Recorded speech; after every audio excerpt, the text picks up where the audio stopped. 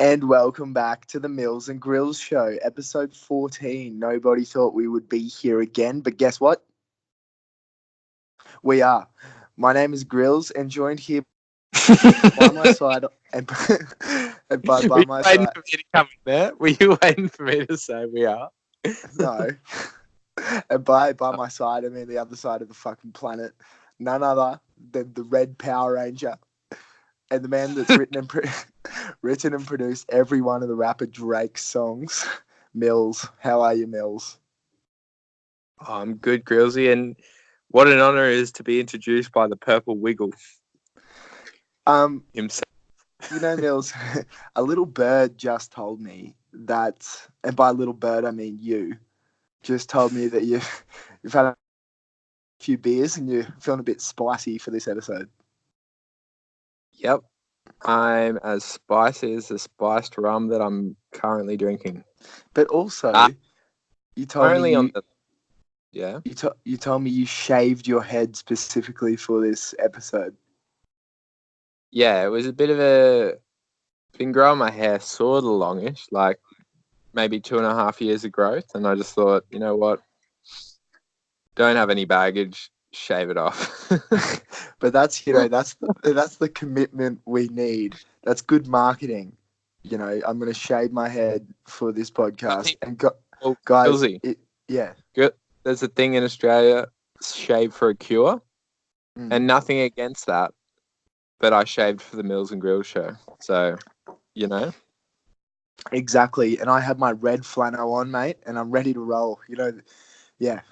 But just before like we Shannon. get into it, yeah, like Shannon Knoll. Before we get into it, I actually have a message from our sponsor, Blakey Claus from Bo Walmsley Roofing. Just has a little word to say. Do you mind taking a second out of your busy day to listen to what Blakey Claus from Bo Walmsley Roofing had to say, Mills? Hit me, baby, one more time. Hi, this is Blakey Klaus from Bo Walmsley Roofing. If you want a roof for fucking great price, you need a Bo Walmsley roof. Nothing beats the fresh smell of a Bo Walmsley roof. I got mine. Get on down to Bo Walmsley Roofing for a solid, durable, sexy, and a hard-earned roof. Cheers. Thanks, Blake. Emphasis on the sexy. I can confirm some of the sexiest looking colourblind roofs. Yeah. Wow. Yeah. Yeah. Wait. Wait. Can I give you one more? Yeah. I actually spoke to, and like privilege, I got to speak to Bo Walmsley himself, the guy behind Bo Walmsley Roofing, during the week. And among other things, it was an exciting chat. But what he did drop was Dave the Mage. Are you aware of Dave the Mage? Yeah, he's Hoisey's best mate, right? Yep. He got his first tattoo this week. He's 22. First tattoo, Bo Walmsley Roofing on his ass. Probably about 100 mil by 100 mil. Bo paid for it. He said, I'll happily buy your first tattoo, but it has to be Bo Walmsley Roofing. Dave obliged. So we're not only going through the cyberspace, we're getting physical now. It's becoming a brand. Did you know, but the thing is, I feel like we do a whole lot more marketing promotion for Bo's roofing company than for our own podcast.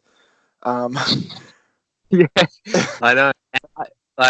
But see, yeah, we're selfless blokes, aren't we? Like, the day Bo gets a roof from the podcast, it'll all be worth it, won't we? You know? Well, I feel like we're entitled to a free roof from all the free promotion we're doing. Bo, if you're listening to this, I don't have a house, but I wouldn't mind just a roof. Yeah. I don't know where I'll put it, but just a roof. Is that doable? But anyway. No, in the classic Australian, the Carden law of Australia, like, your mate helps you, he's a sparky, he helps you do your thing, and you give him a Carden. I reckon when we're building houses in the future, we'll call Bo up and say, hey, Bo, I know a house normally costs 15 grand, but for these shout outs that we did on the Milz and Gryllz show, do you want to just do that one for love, bros? Yeah. And let's move on for Bo's roofing. But the last on it is Florian, our web guy. Actually, if you click, when you go into the millsandgrillshow.com, By the way, do that. We still have t-shirts available. Comes up with a big sign. Ready, I'll type it in now. The Milz and Gryllz show.com comes up with a notice, an ad sponsored by Bo Walmsley Roofing Pty Ltd.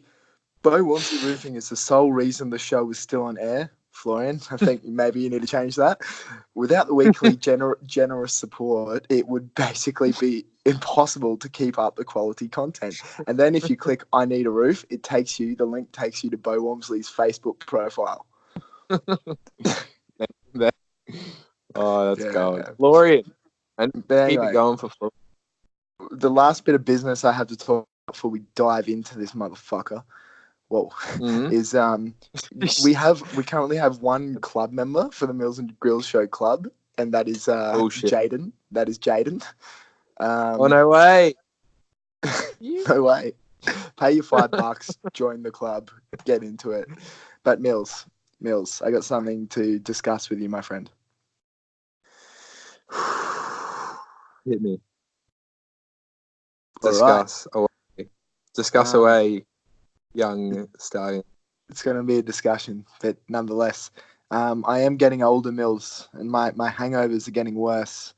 I went out last night drinking cocktails all night, but then I realized, fuck, these drinks are literally costing $30 because I'm in Norway. Still haven't checked my bank account, but anyway, my attitude's getting a bit more grumpy. Hangovers are worse, and these days I actually get sore, like a little bit dusty after smashing 15 beers and then going on a multiple session workout and cardio session. Because back in the day, we used to go out all night, then play a full game of rugby. I just can't do that anymore. And do you want to know the real reason why I know that I'm growing up?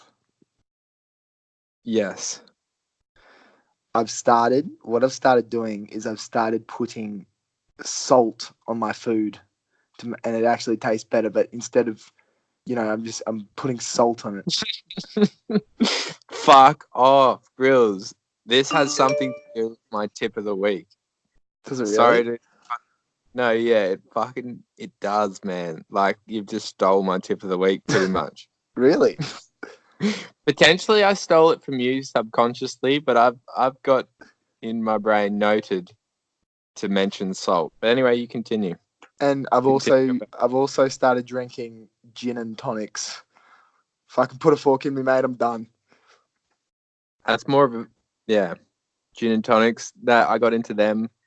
That's a wise move because obviously the tonic is tonic water.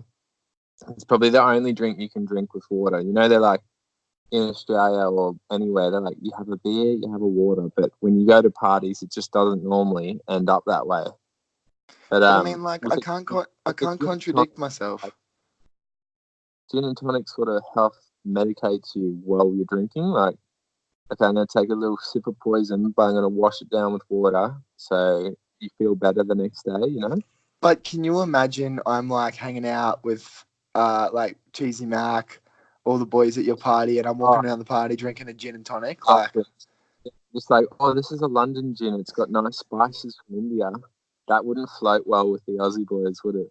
No, not at all. That's a very... Yeah. But does that have anything to do with your tip of the week? Okay, yeah. Yes. So my tip of the week this week is just a real, just a general, good move by me, helping people experience what I've experienced last week. And that was, normally I wake up for work and I'm like, 4:30 a.m. to think of better things to be doing, sleeping. And some days I do just call in sick and go back to bed. But most days when I go to work, it's just uncomfortable. But how many sick days have you had this year, by the way? Okay, I've had a full-time job for 4 months and I've used up all my annual sick leave. So surely no one's that sick. Yeah, well, they called me last week and said, I noticed here there's 2 sick days from the rib cage, but you've got no sick leave left, which normally isn't a problem for people. Like, normally the problem is, I went through the whole year and I still got all my sick leave and then it just disappears. Whereas the opposite for me, like, they're like, you're just going to have to take leave with no pay. You're sounding a little bit Sounding a little bit mumbly there, mate. The sound. Oh, okay. That was... All right. That's better. That's Anyway. better. Whatever you did there is better. Yeah, I just changed ears. Oh. Wait, where was I going with that? Sick days. Oh, the sick days. Yep. So anyway, yeah, so work's uncomfortable, but this week I experimented with a bit of why not have, you know, when you go out for brekkie and have a nice brekkie, I just cooked myself amazing bread, avocado, chili flakes, salt, emphasis on the salt, pepper on toast in the morning. And literally, I found myself by the end of the week, I'd wake up at 4:30 and be like, fuck. Oh no, hold on.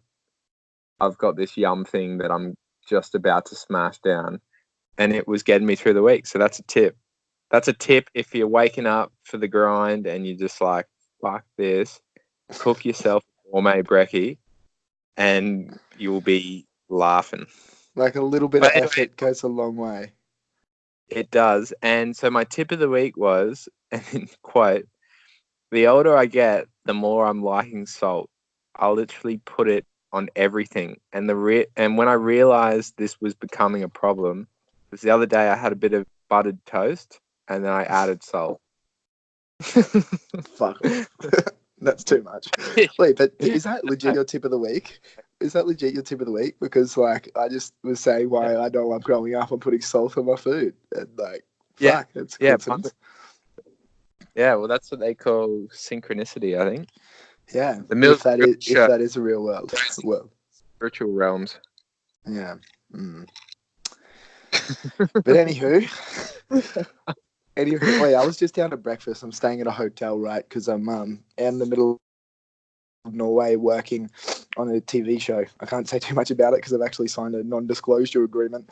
But anyway, fuck it. And main actors die in the first episode. Sorry, Rob. Yeah. Anyway, I was just down at breakfast. I got to stay in this really nice hotel. The gym is sick. I've been like pretty much drinking and then working out. You're not back. Yeah. Anyway, I've been going down to breakfast and like having breakfast with all these guys during the week. You know, it's classic buffet, bacon, eggs, like everything you want.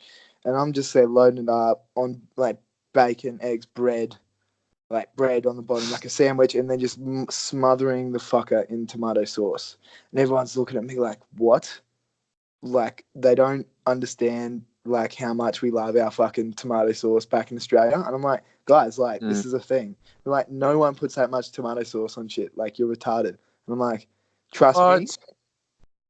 I'm like, trust me, every one of my mates uses this much, if not more, tomato sauce. So, fuck you. Well, Gryllz, that's so weird because you were involved with the meat pie discussion we deeply had during the week. Yeah, of course. That's actually a segment later in the episode as well. Okay, we'll leave it for later. But yeah, we exclusively talk more about tomato sauce usage. So if anyone from Norway is listening, he wasn't weird. Use a weird. Tomato sauce is amazing, especially on everything. Yeah. Shout out to cross country skiing, but I have had a hell of a week, Mills. It's been an interesting week. I want to hear about your week because my week's been pretty, your weeks are like movie sets. Fun. So the classic, like, change my situation up again, doing something random. But anyway, as I said, working for a big time network, just like as a fucking assistant on set, driving people around, doing stuff, sorting out problems, and it's pretty good money, but it's actually in a town that's, near the Swedish border, and you can't, like, this is what a guy was saying to me, like, the kids can't even wait for the bus because the parents are scared they'll get eaten by, like, attacked by wolves. And I don't know how true that is, but I've heard a few people say it. So for all us Australians, like, what you see on movies, like the classic wild dog, but like overpowered, like real, like apex predator. Yeah. Wow. Apex pred. Full moon. Give us a howl, Mills. Give us a howl. Oh, Tommy G. When you get Tommy G after 10 beers, he will constantly do that for the rest of the night. Is that not true? Tommy that Tenders. like we'll just do it in one constant go for hours, like won't even stop. It'll just be like, ooh. But did you see that? Did you see that video I sent you where I was dressed up in blue? Yeah. What No, I didn't. No. When did you send me that? Quickly, do you have like a computer or can something on put you? some- You can scroll back and look at that because I just want you to see it before I tell you this story. Probably. Huh? So, Give us are you, so yeah, it's on the boardroom chat. The yeah, boardroom is our it's in the place. boardroom. It's in the boardroom. If you scroll Yeah. back and watch it, this is what I'm doing for work right now. So, I Oh can't yeah, really yeah, get yeah, this- yeah. I got you. Yeah. yeah. So, I'm on set. It's fucking freezing, and we're using dead sheep as props, like actual fucking dead sheep. And I in this see scene, that. yeah, in this scene, a sheep gets shot in the head, and we need to like do some CGI shit to make it look like it's falling down. Anyway, we basically what I got paid to do was dress up in a blue lycra suit, like a morph suit. Which I Stand, know before. yeah, I did actually. Stand in front of a massive blue screen so they can like erase me. So in the scene I won't be there, but hold up this dead sheep with another blue guy. Hold up this dead sheep with another blue guy. Yeah. Yeah. That's hectic. Yeah. And then they were like, all right, 3, 2, 1, drop the sheep. And we had to drop the sheep and jump back into the cold, wet, like 2 degrees minus Norwegian minus Celsius swamp water and do that like maybe 20 times. Fuck. That's hectic. Wait, But, but like, Joe Gryllz, just to protect you. I know you're not allowed to talk about the movie set, but and I don't even know what it's about. But if it's about the movie Bambi and Bambi dies, you've just ruined the plot, haven't you? Or is it No, another movie it's about not Bambi? It's not Bambi. I don't even really know what it's about. All I know is I was in, like, if you were to tell me 5 years ago, even 2 years ago, before I left. I just had a crazy epiphany. You're exactly right. If I, like, you 2 years ago, if I was going to tell you you were going to be in a blue morph suit, throwing a dead sheep into a bit of water and diving on a movie set, you would have been, you know what? You probably would have looked at me and been like, yep. But secretly, you would have been like, nah, there's no fucking way. No, but I mean, in high school, like, you don't really. Oh, so what do you want to do when you finish school, Joe? Oh, you know, I want to move to Norway, get in a blue spandex suit, stand in the cold swamp, and drop a dead sheep in front of a blue screen. Like, it's not something that you really go to university for, you know?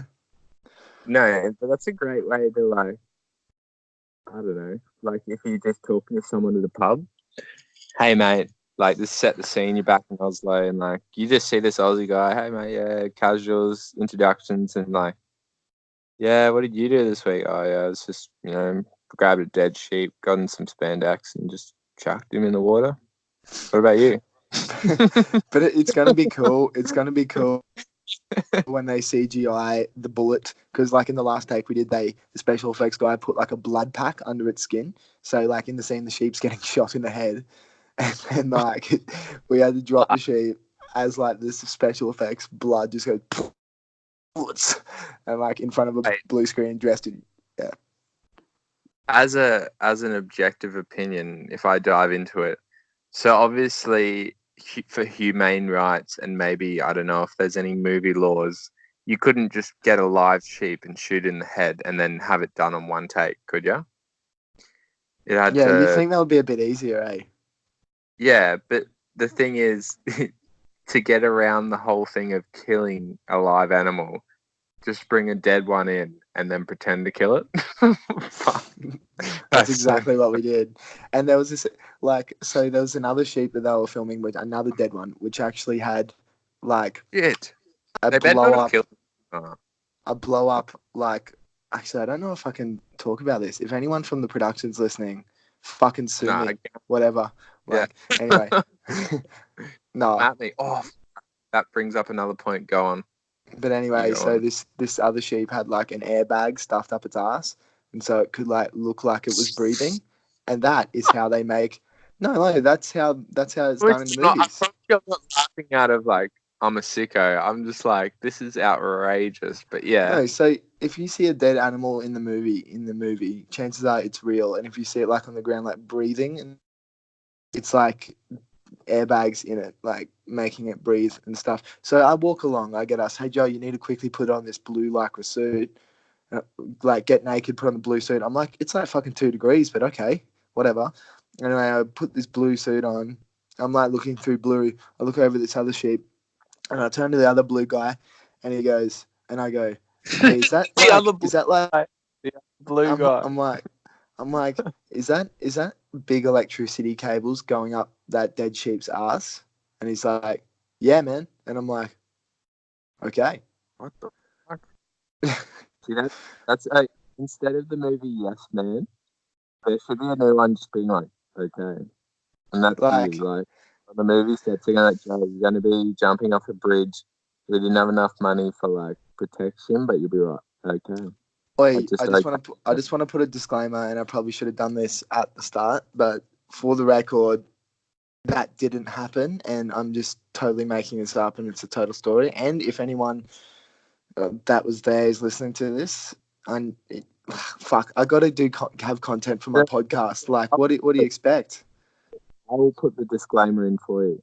This is an imaginary podcast that me and my imaginary friend Gryllz do week to week. I've never met him, and he's never met me, and we are not Wait, real people. I think you need to swap ears again. By the way. Anything we say cannot be held against us because we actually aren't real. We're just voices on the internet, aren't we, Gryllz? Well, would you rather, Mills, find out the universe? Would you rather find out the universe was created only a couple of minutes ago and all your memories and knowledge are fake, or that you're in a coma and me talking to you right now is actually a testing message from your doctor using advanced technology? Hold on, can you repeat that? I understood it. Yeah. So, would you rather find out that the universe was only created like 3 minutes ago and that all your memories and knowledge are fake, Okay, yeah. or that you're in a Fuck. coma and me talking to you is your doctor trying to communicate with you? Ah. I'd probably, I'd rather the doctor because then that means I'm having one of them like out of body experiences and going to come back and join Oprah on a TV show or something. Yeah, it'd be sick.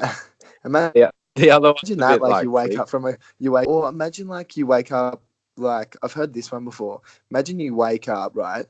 You're an alien holding like some kind of drug paraphernalia, like a bong or something.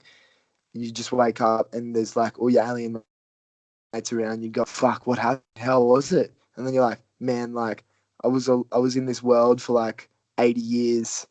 I had like a podcast and shit. Whoa. And everyone would be like, what the fuck?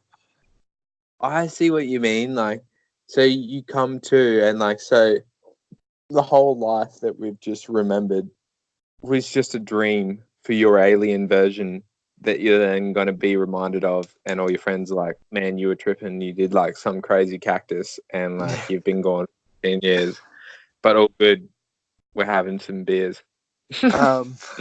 And Yeah, also true. to spice things up, would you rather watch your parents have sex I every hate this. day for the rest of your life, or join in once? I just want to put an end to that question because that question's come up to me many times in life and gives me great quarrel.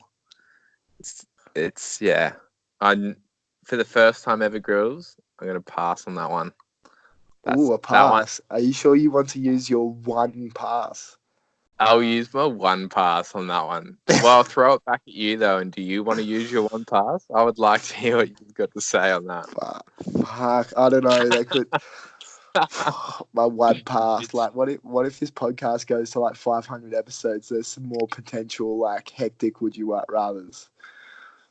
Yeah, well then you just get like, yeah, I guess in a one way we're putting off the inevitable. Like eventually you're gonna have to be a sicko. So, but I've just, I'm gonna, yeah. fuck. What would you? I really want to use my pass here, but I'm gonna say, you know what? Chuck it up on the big screen. Put it on the plasma. You know, front row seats. Get your popcorn out. I'm gonna watch popcorn. Every Slurpee. night, mate. You would be the most shaking person. Like you'd just be like, oh. Nah, man. The human body and human mind is. And I'm a great proponent for this. The human body and the human mind is one of the most adaptable things ever. So it would suck at first, but then eventually it's like, fuck. Look at the time. All right, get it done, guys. Fuck. I gotta go to fucking Millsy's house. Hold on. That's awesome because that reminds me of a later segment we got going on called learning about what kind of a bloke Gryllz is. Normally I'd ask you a question, and I will ask you a question about like a scenario of a girl.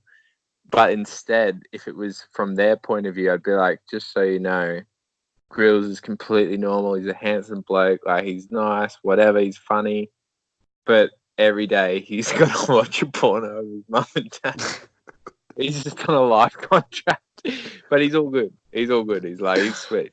Like, I mean, he's all right. It's just something he's got to do. He got asked. That's literally for them. Like, are you keen for that? Oh yeah, it's just my husband. I mean, you're not gonna join in. Yeah, it's like I'm not. Yeah. And like I know, like, but for the record, I don't watch porn. But from what I've been told, is like the whole step family thing is really popular at the moment on the whole in the porn world, and I just don't get it. Like, isn't that what do you say, incest or whatever? Yeah, well, no, I've seen that, and I also don't watch porn. But when I happen to browse across the main, oh fuck, Mum and Dad, hello. I know you listen to this, and we're gonna end that one. Anyway, when I come across the main page, I do notice that trend, and that's hypothetical, of course, because this isn't a real podcast. We said that like half an hour ago. And nothing we say is nothing we say on this podcast is real. It's all for comedy value. And no, as we said in an early episode, Mills, we can't. As we said in an early episode, we can't censor this because the more and more people listen to the Milz and Gryllz show, the more people will realize that this is just our humor, and they'll like get a bit desensitized and be like, "Oh, that's just the Milz and Gryllz show." You know what I mean? Exactly. It's like, why would you watch a scary movie? Like, that's fucked. But you do it for enjoyment, and we're the scary movie. So. Oh yeah, man. I just don't get scary movies either, right? Like, I was I only do it literally, and this is going to sound bad, but very honest, for an honest podcast. I've watched a lot of the most scariest movies of my life just to say I've watched them, not for enjoyment. Like, I don't walk away from it going like, yeah, fuck yeah, what a great day, or like, that was the best ever. Just literally go, all right, tick it off. I'm not a pussy. Continue. But like I know this Chica Diablo, right? I know this Chica Diablo. Chica Manica. The Chick-fil-A. Anyway. Yeah. Back in the days, we used to, have a movie, watch the movies every now and again, and she'd be like, "Oh, let's watch fucking this. Let's watch this," and it's like, Attack of the Murderers 3, fucking like Haunted House Rapists 1. Texas Chainsaw Massacre. Like, what a name. Like, yeah, like, watch me. Like, this is the. Oh. Like, we're scrolling through Netflix.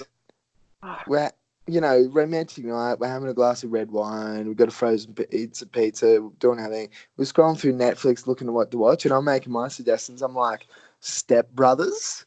That's pretty funny. Yeah. Hangover 2. There's a general trend of comedy. You like Adam Sandler? What about Happy Gilmore? That's nice. And she's like, nah. Ooh. I'm like, oh, yeah, okay, you found one, cool. Like, and then it's like, Attack of the Murderous Babies from Mars or something, and I'm like, I'm just like, no. I'm like, no, I don't want to watch that. It's just like, oh, okay, I'll look for another one. Like, I don't know what the movie was called, but it was like, oh, we're watching this one, and she like put it on before I was like, no, but then she put it on and I had no say, and it was like a movie about like people watching Netflix. No, yeah. It said the movie was about like a guy and a girl watching like Netflix or something, having a wine and a frozen pizza, and then like a murderer comes in and fucking kills them, and she's like, "Oh my god, that's so us," and I'm like, I don't want to watch this. This is the cute moments we should be having, babe. Fuck. Yeah. Fully. Yeah. Grills. But that's so true though, and there are them freaks friends that we have in the group. My sister is one of them. Shout out to Ashley. Shout out to Justina, by the way. I know you. I don't know if you listen to this show, but good time.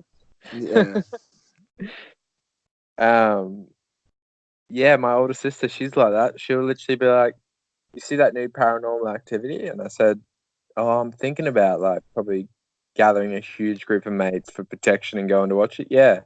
She's like, "Oh no, I watched it at midnight last night. I was bored." And I'm like, you know what? That's fucked, Ashley. By herself, home alone. Like, we've got a theory, which isn't a great theory, that our house is haunted. And and the main room of the house that we think's haunted is my older sister, who is now left. By the way, she turns next year, the old fart. But anyway, yeah, he loves that shit. Anyway, Grills, moving on because But like, shout out to white girls. I feel like they're the biggest proponents. Like, that's a white thing to do, is watch. You know. Yeah, scary. Yeah, true. And on that, I watched a lot of the boys, or a lot of our friends, girls included, but mostly boys, have recommended to me lately the Bill Burr special, his latest special. Okay. Have you seen it? I know Bill Burr, the comedian. Yeah, you've probably heard his original stuff, but his new one is honestly heartless, but it's so funny. Like, he talks about when people bring up offensive feminist points of saying, they'll pick one thing out of the show and like make media out of it. He's got a full hour and a half show of content that could be just like, it's just so offensive, but it's worth a watch. It's the same with Dave Chappelle's new special. There's this segment about Michael Jackson, legit, and about like, I mean, you got to give credit. Like, he said something along these lines.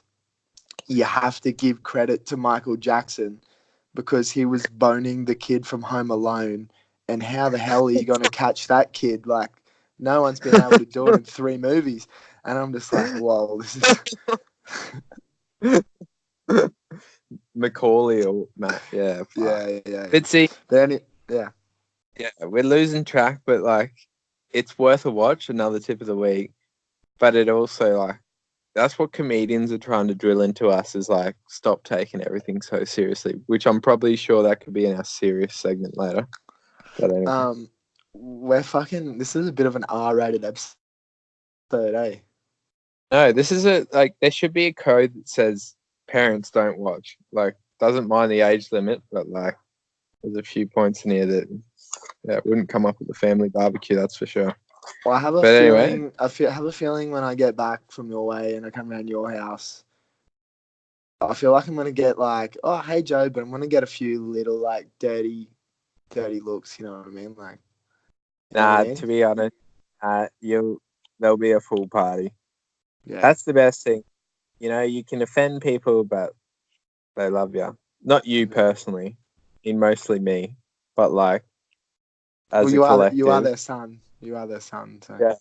Yeah. Shout out to Bull and Sandy. You know I love you guys. But anyway, moving on, Mills, because I am looking for love.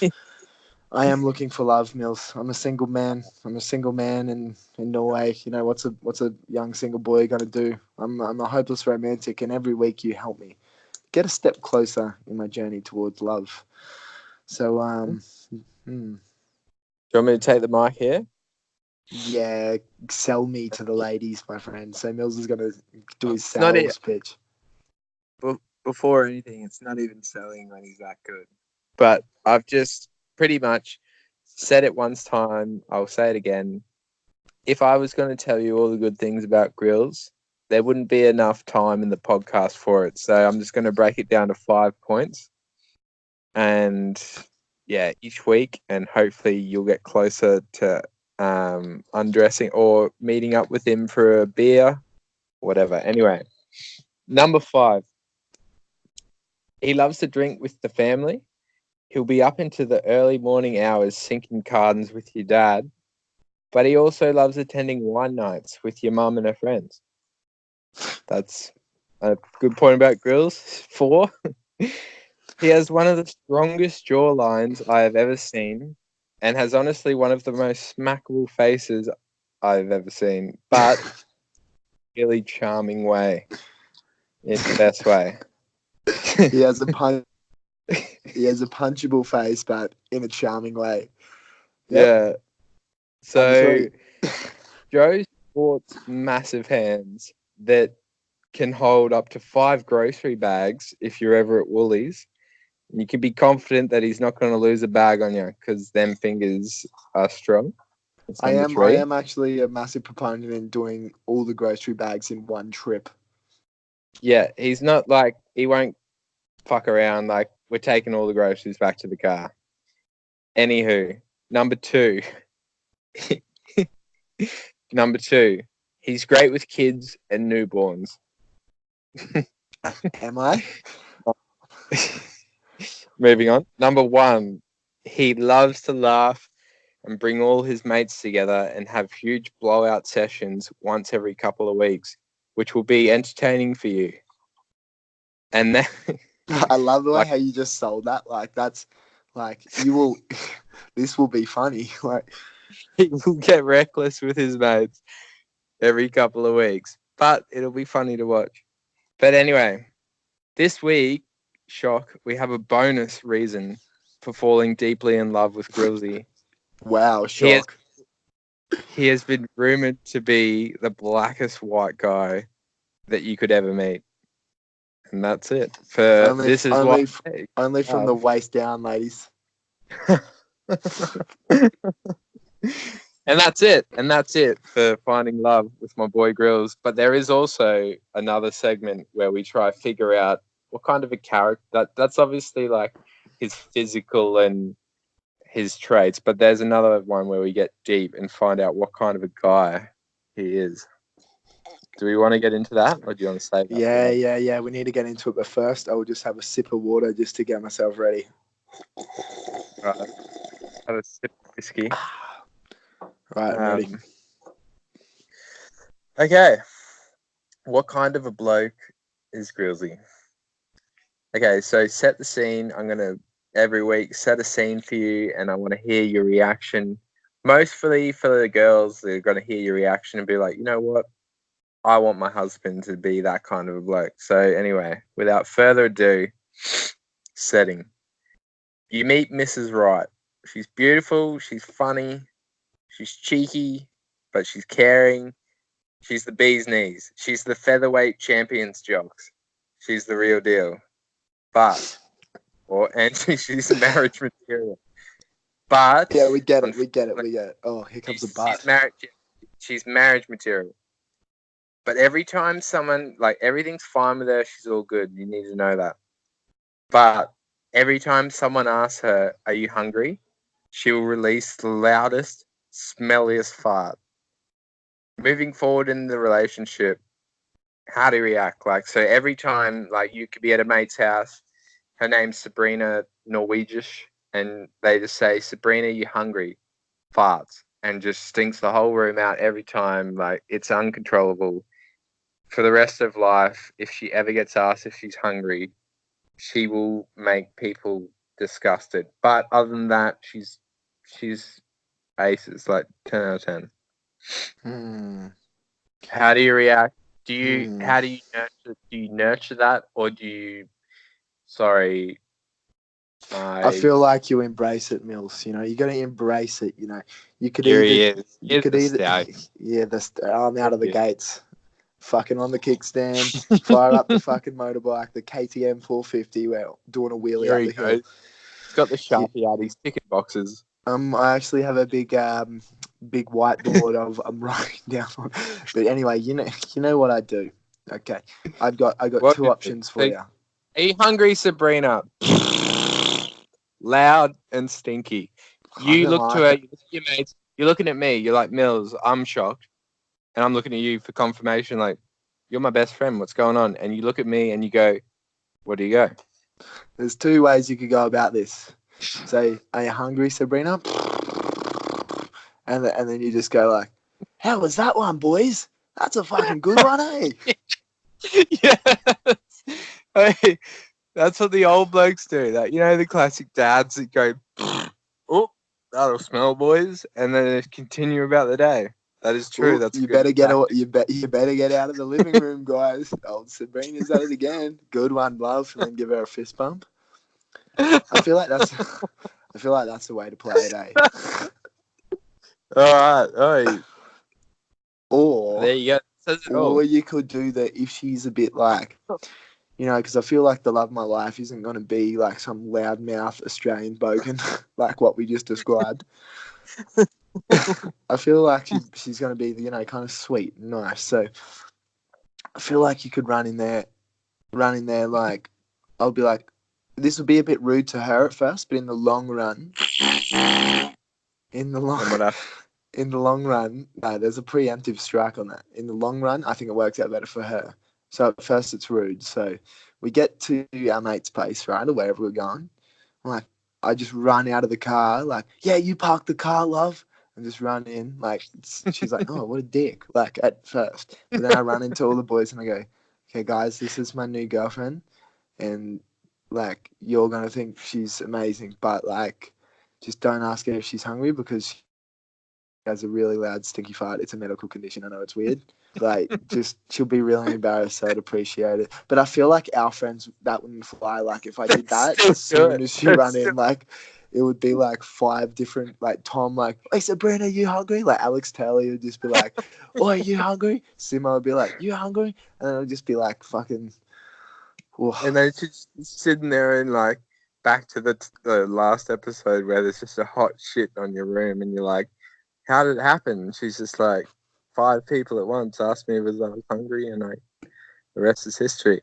Where's this? By the way, where's this going? By the way, like this getting to know Gryllz. Why? I just have a why is it always fart or poo and hot girl related?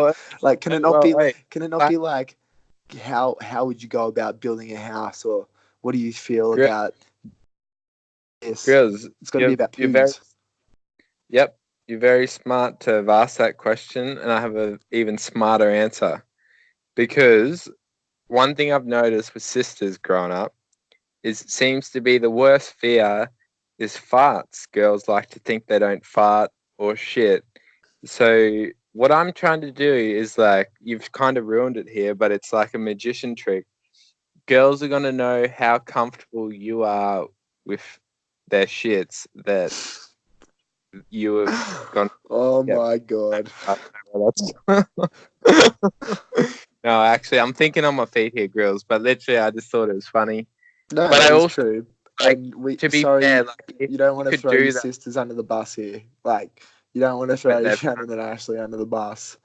I'd happily, yeah. But no, Gryllz. So pretty much though, and.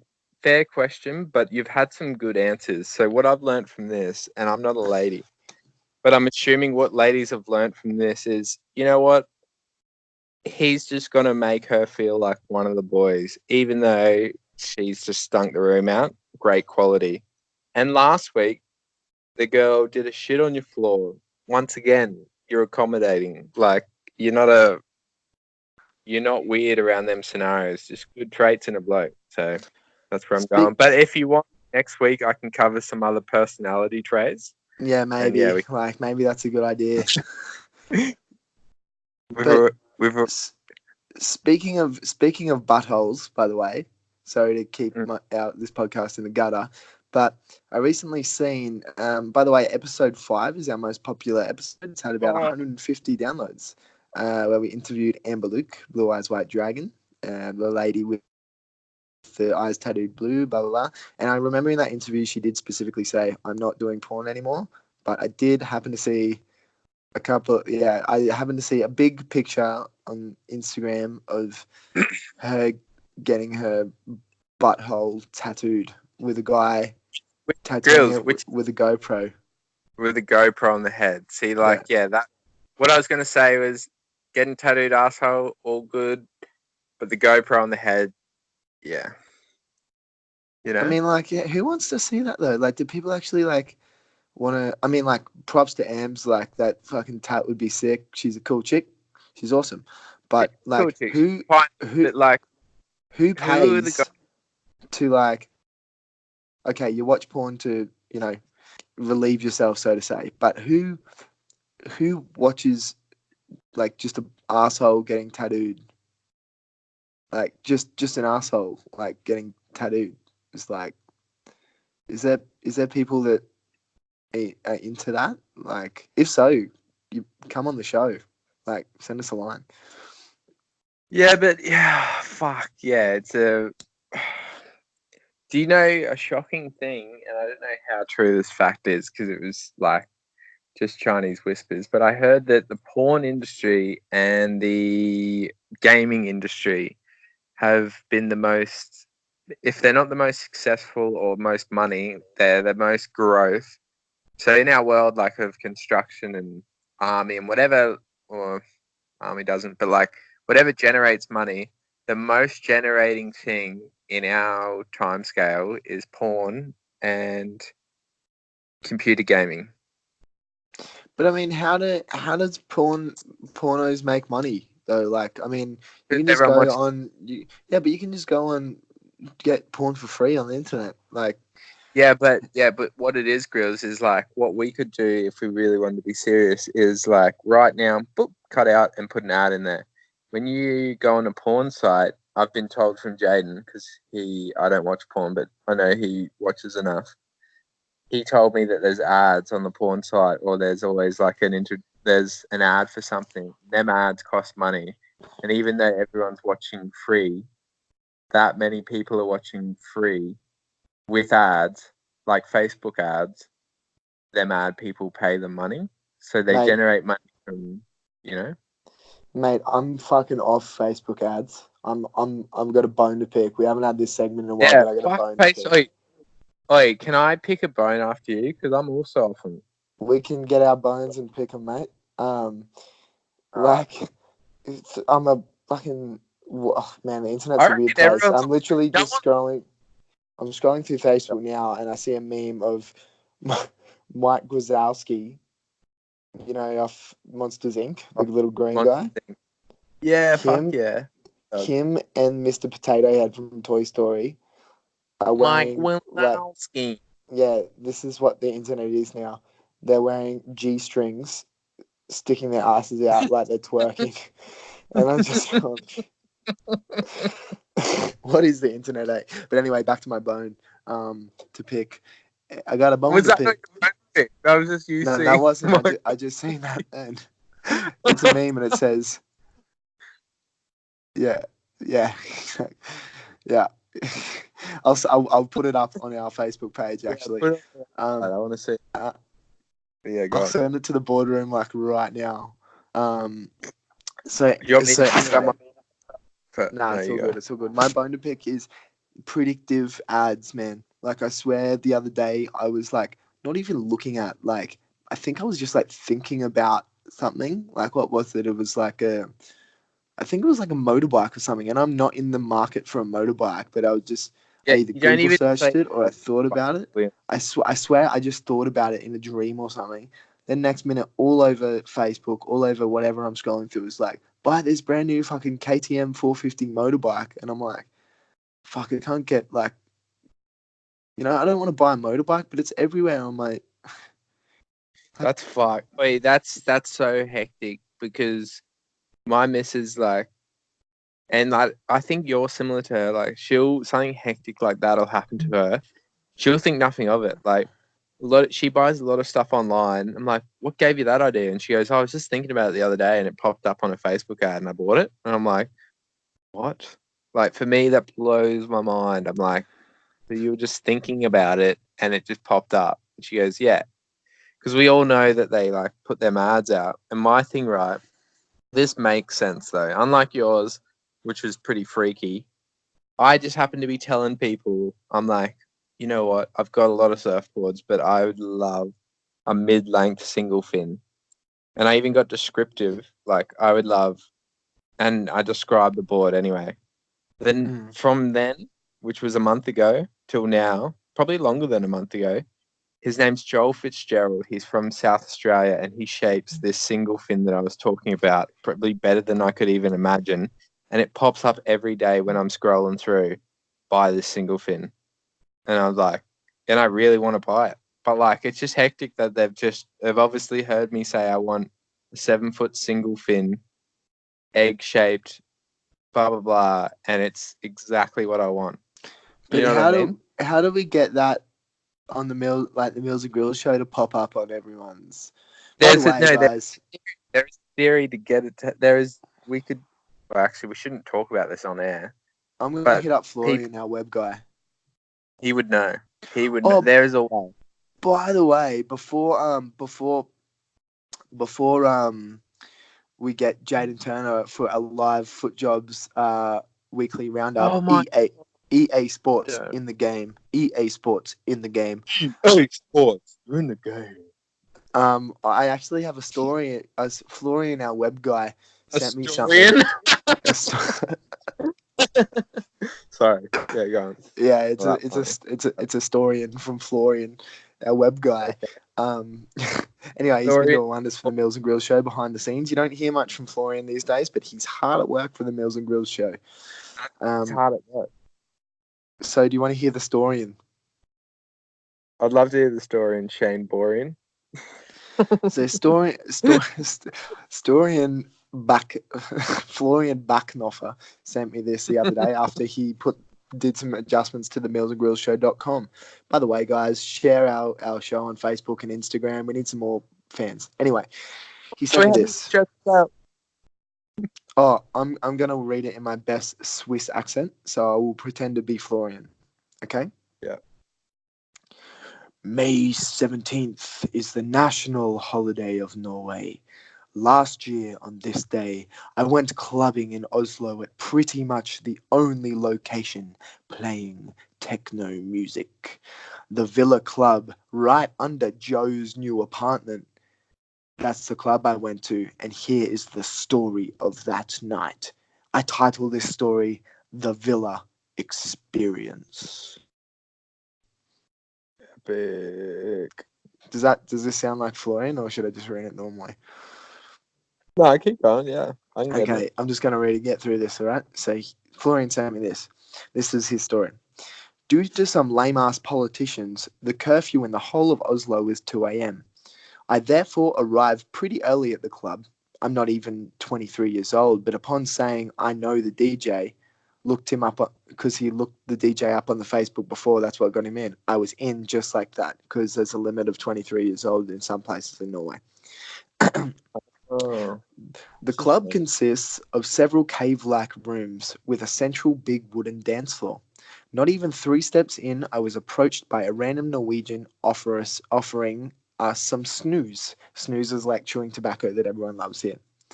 Turns out Anders, his name, was here alone too and decided to spend the night with me. I'm wondering, Florian, if that means like hang out and drink some beers or like you had intercourse with a guy named Anders in Norway. Gryllz, there's something so hectic about that. Can I tell it? Yeah. My cousin lives in Norway. He's met this guy. His name's Anders, and he lives in Oslo. And I've been to his house in Norway. He's a legend, and he would probably do that. It could be the same guy. But we have to find that out off air. But I reckon there's a high chance that he would have met Anders. Really? I mean, there are a lot of people called Anders in Oslo, but You never know. Yeah. Anyway, Like Muhammad. continuing to the story. Upon further discuss, by the way, just for the record, I haven't read this story before I'm reading it, so I don't know what's about to come up. Yeah, Upon further discussion, he admitted he was desperate for some Coke. I assume he means Coca-Cola, like the soft drink, like a bottle, like a can of Coke. You know. Mm. We called a number he got from some random and waited 5 minutes outside for a black SUV. He got in, and I drove around the corner of Joe's apartment block. This is a club underneath where I live. Mm. While waiting, I met Oscar, a small guy in a flowery shirt. Florian, this story's nothing against, we love the gay community, but the story seems like it's going that way, Florian. Good on you, mate. Does he make an effort to tag in the flowery shirt? I don't know. Let's see how we go. Oscar was waiting for the girl behind the bar to finish her shift. He lost his virginity with her the weekend before. He also did a fuck ton of DMT, and it was a bit intense in there. Anders came back, and we went into the madness. Soon, though, it was over. The police who appeared at the door made clear they were serious about the 2 a.m. curfew in front of the club. We were looking for some after party nearby and met Olaf and some friends with who we took an Uber to his place,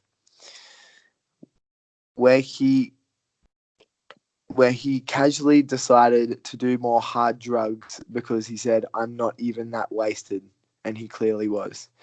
After more rather demanding hours, I decided to find the way back home to my hostel, where I had to check out that day at some time. Since I had no clue where the Uber took us and my phone battery was long gone, I just started walking downhill in the hope of some known place, and was happily surprised to suddenly stand right in front of the hostel after literally 3 minutes of walking. Fucking Norway. That's Florian's story.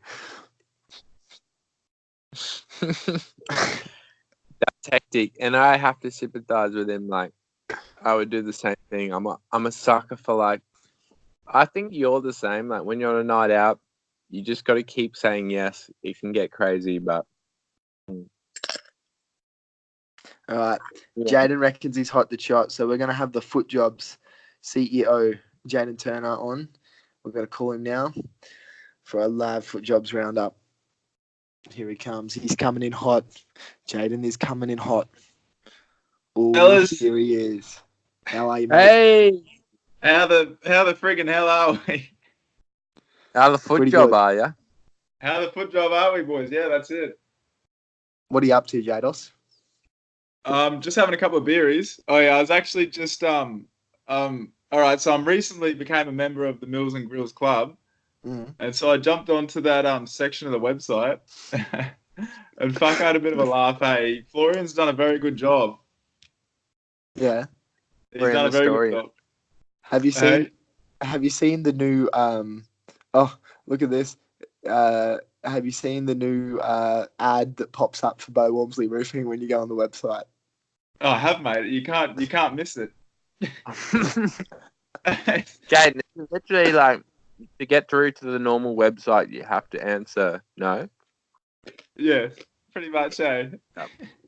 It's a fun website, right? He's honestly done a really good job. Shout out to Florian. Yeah. Historian. Yeah, Florian, so what's the 411, boys? Do you want to hear what we've been talking about, Jaden? We've been discussing huge issues. Have you actually?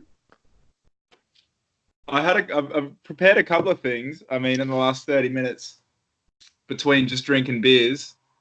I mean, they're not great, but the casual Sunday night 10 beers before work. I like it. It's Yeah. It's a rarity, but fucking it's great, man. Tons of Jaden, what does your missus think of the podcast? Is she a fan as well? Look, I don't know if she's listened to it yet, but she's a big fan of everything else that comes with it. You know what I mean? Yeah. We need to get the show more popular. So, you guys, we need to get all the fans, all the missuses, all the mums, all the dads start putting us out there. Start sharing and liking the podcast. Let's fucking get this thing off the ground.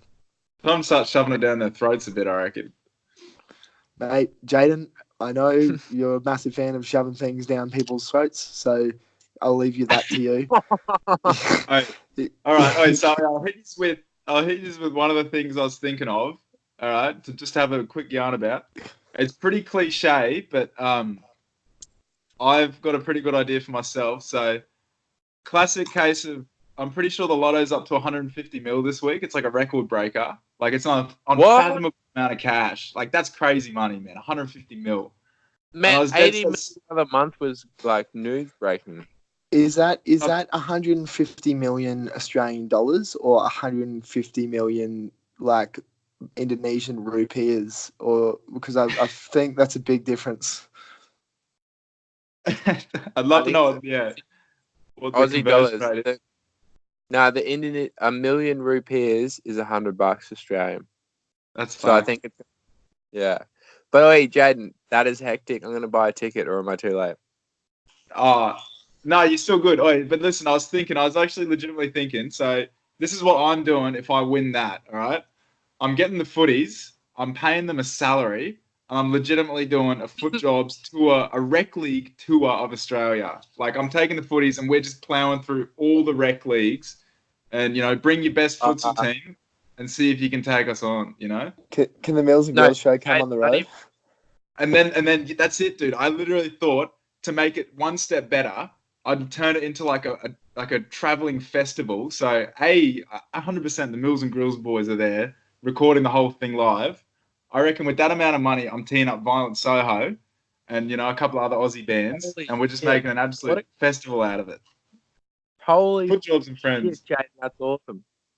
Wait, you've just got my ideas brain twinkling. Imagine this, right? It takes a bit of effort. You call 9 different states of Australia. I'm pretty sure there's only 8, but I don't care. Just call all of their rec league teams and say, I don't know. I'm going to change what you said. I don't want your best team. I just want, when you make your comp and you've got 9 games for the season, make it 10. And we're going to come in at one point. And the best team that does against you, you'll fly back to that state to verse them in a foot jobs grand final. That would be sick. It'd be heated, man. I'm telling you. I know you sent us the weekly roundup, but can you give us it live on air? Kill 2 birds with 1 stone. I mean, I definitely could. I don't know if it'd be as good, but I mean, I could definitely give it a go. Give it a crack, man. It'd probably be better, actually. It's from the heart. So, Monday night, we're against a team they're not quite up to the foot jobs level. We are an elite team, self-proclaimed. But so we gave them Big Benny Boo Boo, and fuck, that cunt goes hard, eh? He's not afraid to hurt his own boys, is he? Like he was really giving it to us. But I mean, it made it a pretty good game, eh? So I think we won by 4 goals. Oh, that's a good. He put like 7 up. It was like 12-8, yeah. So. Your foot job of the week? Absolutely, Benny Boo Boo. Nice. And, man, he's a stallion. The Greyhound was hungry. I hear you're actually you've moved on. Wait, what do you do for a living again, Jaden, by the way? A bit of this and a bit of that, mate. Yeah, that's all I need to know. Just do your thing. But you're now actually diving into the world of full-scale MMA promotion. Am I correct? Oh, yeah. I reckon you're better off playing that one, man. You gotta play that little ticket. That little ticket I got going. Yeah. Okay. No, we'll get playing. Well, we got just sell it as well, girls. Here. Yeah. Yeah. Yep. Boys. Yeah, yep, boys. No, I was just gonna say, if we've got Jaden live, there's nothing better than a live Jaden story of the past. I know it's been quite shocking to hear some memories that you've brought back for me. Do you have any off your head that we haven't mentioned on the podcast? Let me check my phone. I'm pretty sure I got a couple written down on my phone. What about when you and me were doing shits in the backyard and filming it? Yeah, I reminded you of that the other day. That was a Millsy, good what one. is it with you and shitting? Like everything. Bring this up again. Oh yeah, I should. Honestly, guys, I'm making a name for myself. Got a girlfriend now, and I'm just writing myself off for never having another one. But you can do that with a girlfriend. What you call marriage? You see, I can't Anyway. I can't be going around taking shits everywhere if I'm trying to find a Norwegian wife. They're not really the biggest fan of feces over here, eh? Yeah, it's weird that. It's like they sort of, you know. I've actually got a question for you, Joey, in a minute. But I do have a couple of little stories here, Jimmy. A couple of Jimmy stories. This is the segment I've been trying to push. It's called Throwing Jimmy Under the Bus. You sure they won't be just too fat? I know what I was like. I used to read books, and you'd be like, "Jimmy, stop reading books. Come out for a drink." Yeah. Oh, you have actually mentioned that you read books quite a few times, and that actually surprised me, Jimmy. I'm proud of you, mate. I don't read Fucking books. nerd. Yeah, I don't read books either. I listen to books, man. It's the 21st century. Get with it. There's only one thing you need to listen to at this day and age. You don't need to read. You just need to listen to the Milz and Gryllz show. This show. This is the only book I need. The Bible. So how's this? Let's get to it. They're not even great stories. These are the bottom of the pile. But Aussie Day, Jimmy, and do you guys know when there's like a song that reminds you of like a place or a person? For old Jimmy Mills and me, it's Broken Leg by Blue Juice. Oh yeah. I know Aussie Day a few years back. This is when I met you. I'm pretty sure, Jimmy. You had your broken leg and you kind of went off the rails a bit. I did. Just got stuck into the booze. It's probably when your soccer career went down the dunny. But I can't comment on that because I didn't know you before that. But yeah, you were fucking loose at one stage, Millsy. For those of you who don't know, there was a period of a good 6 months to a year when Millsy was just bendering. It was beautiful. Yeah. I loved it. I was a big fan. Yeah. I kind of miss that, Mills. But yeah, just your crutches in the pool. Do you remember your crutches in the pool, Jimmy? Sort of. I vaguely remember having to scour for about an hour trying to get my crutches out of the pool so I could try hobble my way to my friends and bash them. Yeah. And then I've also got a video on an old phone of mine of you, because we must have been throwing bottles or something in the street. I don't know how, but there was a heap of broken glass in the street, and I think the neighbours complained. And for some reason, I got a video of you hopping around out the front in the street with a broom, doing your best to clean it up. I remember that, and I remember there was this one that was most uncomfortable for me. I don't know if I was in a wheelchair or a trolley, but I got stuck in a lift, and you boys put me in frontwards, so I couldn't get out backwards. And then you left me in the lift at Carindale, and I was stuck with my broken foot, so I couldn't move, and I just had to keep riding the lift till some random turned me around and I could wheel myself out. Something like that. It's the classic prank you'd pay. Great banter, isn't it? It's good banter, and I'm a good one for banter, Oh, well, this is another one. Speaking of Jimmy banter, so there was another thing. We used to be big on Facebook beef, and yeah, someone gets a girlfriend, Jimmy, or someone adds a girl as a friend. When back in the days where you could comment when people added, when you could comment on people. Week, brother, yeah, boy. If I meet a girl or something and I add her on Facebook, it comes up in the newsfeed Joseph Rago is friends with I don't know, Jessica fucking someone, and then it just gets bombarded by the boys, and 9 out of 10 times I'll never talk to that girl ever again in my life. Oh, I remember one of my favorite ones of that was just the best. It used to be the best. Tear her apart like a roast chook. That was my favorite. No, I honestly and it would always be your mate that's most struggling with the ladies. Say Dry. Mate, you really want to get deep down, you're his mate. You're I really want him to get with a chick. Come on. And then he adds a chick on Facebook, and then there's 120 comments. She hasn't seen it yet, and it's just all of his mates saying the king strikes again. Oh, big put the king. The White Panther. and then like you get like you get some like random start chiming in on it as well. You know what I mean? Like, And then, like- so how's this? This is a bit left field, but this is Jimmy Miller's work nonetheless. So somehow Jimmy's gotten hold of a picture of me taking a wee out of the boys. I've seen that. I House. know that photo. There's a picture of me doing a wee at the second story window, and somehow Jimmy managed to for some reason decided to post it onto his sister's profile pic chain. There's no comment, nothing. Just dropped it in there. Oh. Is this the one no censored either? Yeah, nothing. I don't think I told his sister at the time either. Like, it was like just your big hog, your big slug. Yeah, just... The Hog's Breath Cafe. It was a good cock day at least, so I wasn't too mad about it. Mate, you've never had a bad cock day, but yeah, they are good memories, and They absolutely are. I'm in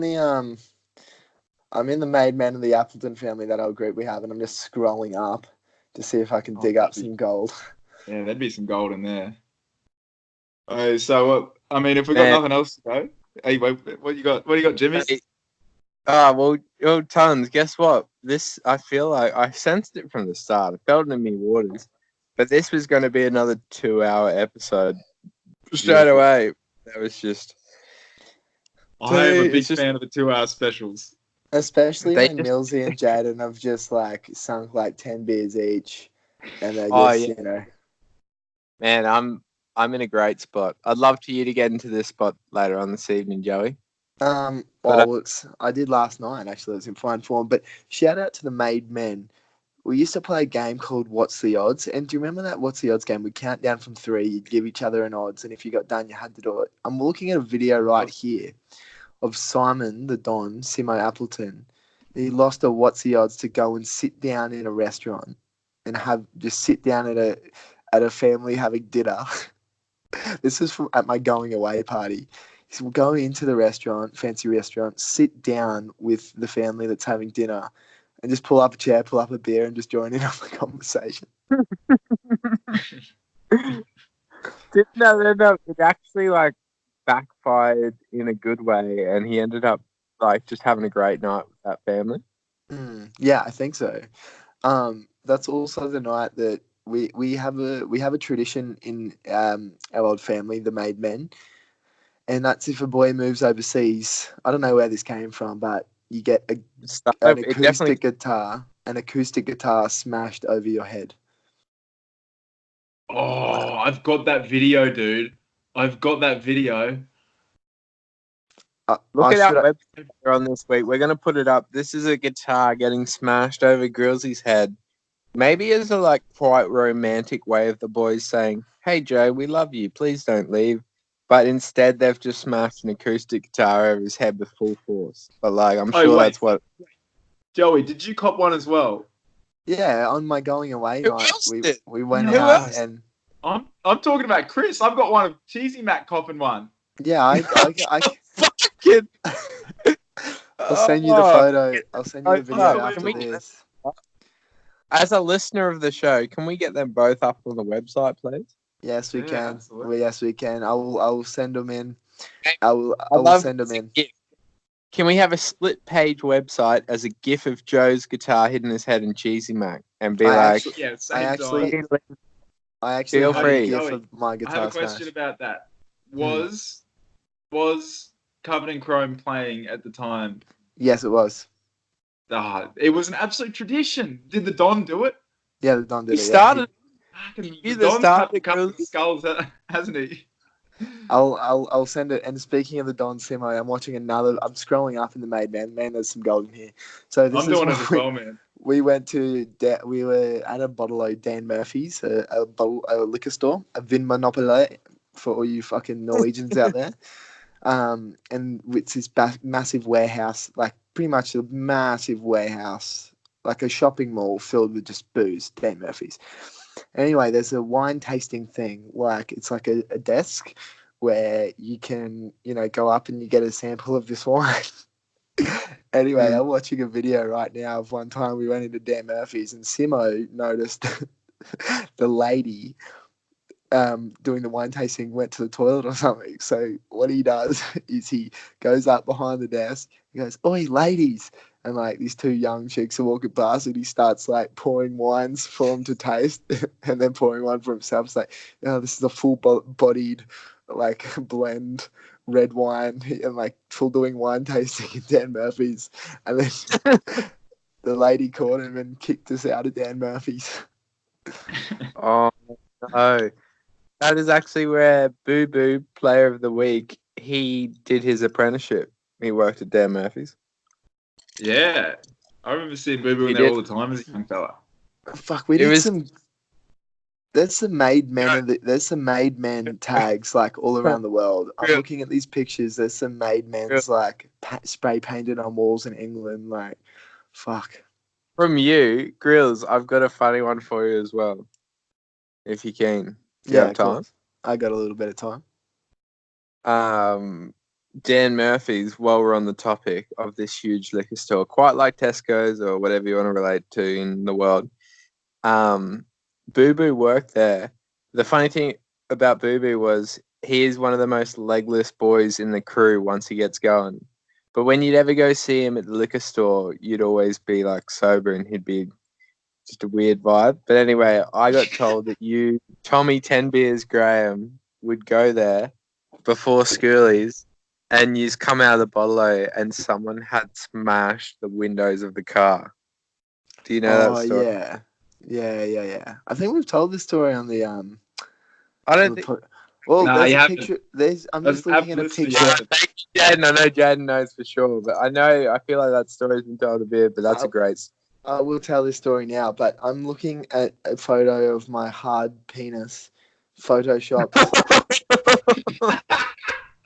My dong got a bit of a sell around as well. Photoshopped into Byron Elliott. You are so good, man. Huh? I go on. There's some interesting photos in this. Wait, did you shave the top of your... Oh, my God. How about that one of that soldier that just looks exactly like you? That, like, old school... You know what I'm talking about? Yeah. Have you seen that? Have you seen that latest Facebook group? And it's like people that look like Adam Sandler. That aren't Adam Sandler. Like, it's so funny. It's just literally people that look almost like Adam Sandler. I'm like, who makes Rago, this you shit? absolutely are as well, hey.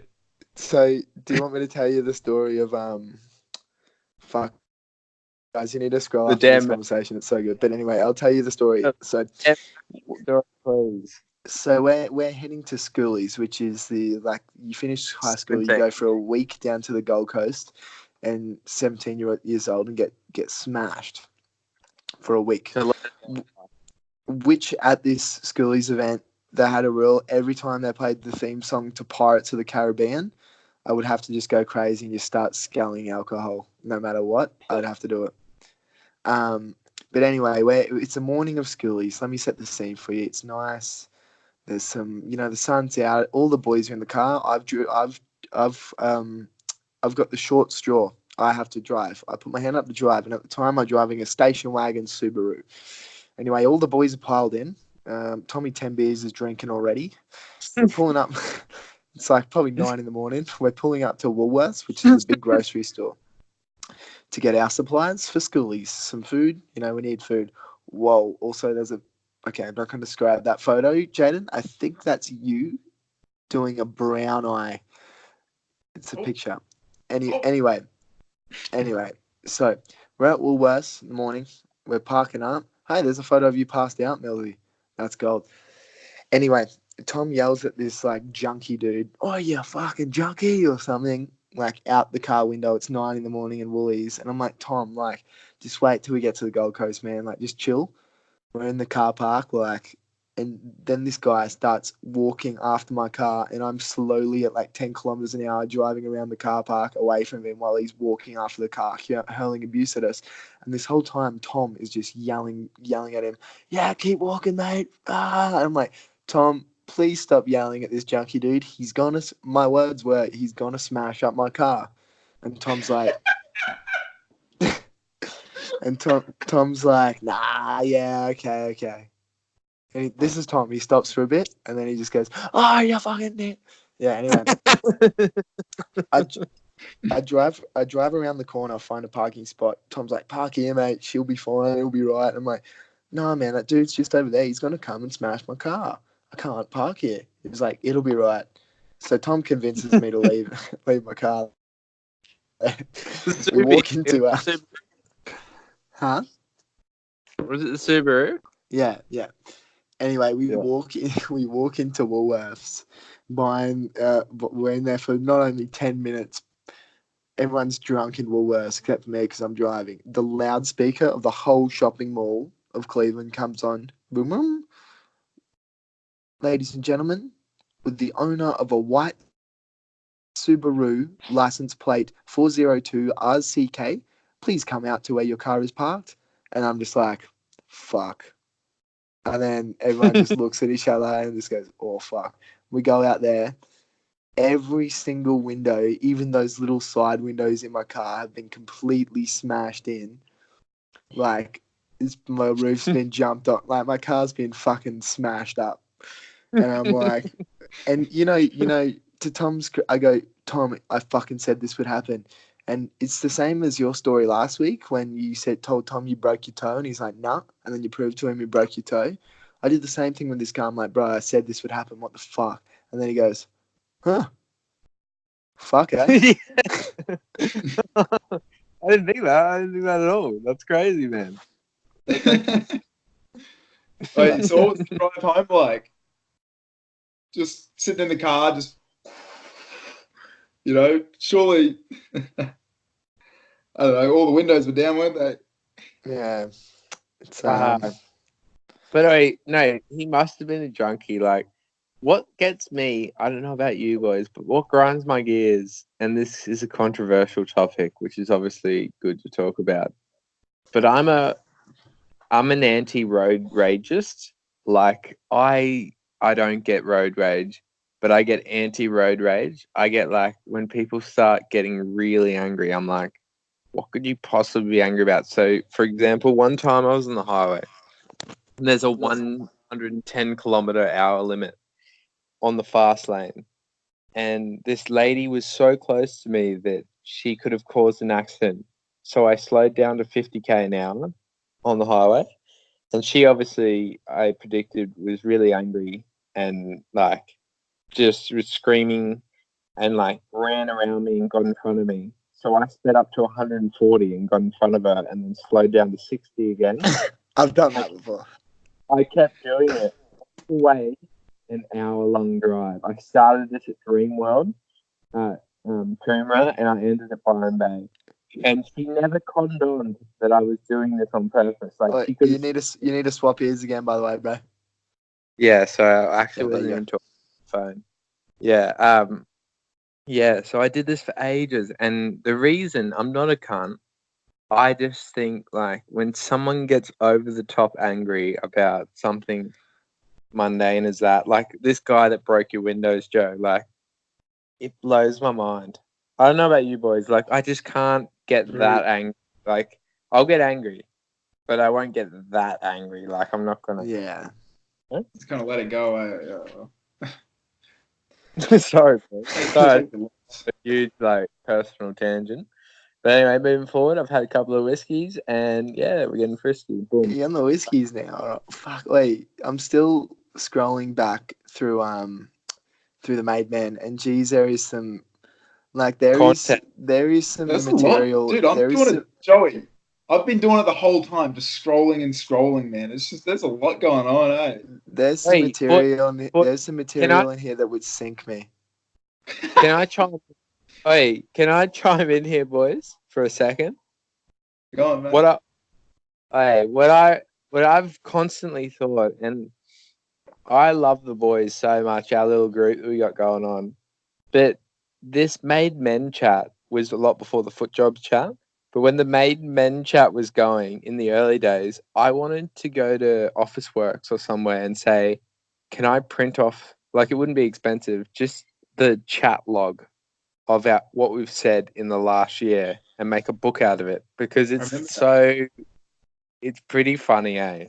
Do you know what I mean? Like, if you could like get our whole chats from like the last 4 years and put it in a book, it'd be a huge book, but it'd be pretty funny with pictures as well. I'm not, mate. This is not getting published. I'm looking at it right now, and as I said, there is material in this chat that would sink all three of us. Exactly. That's what you want. That's what you want. That's the best.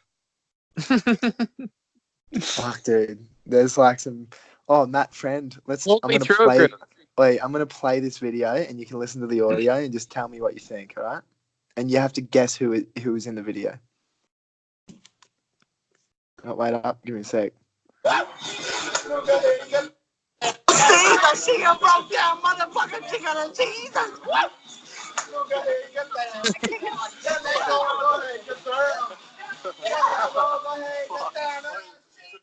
Any guesses? Matt Brandon, please.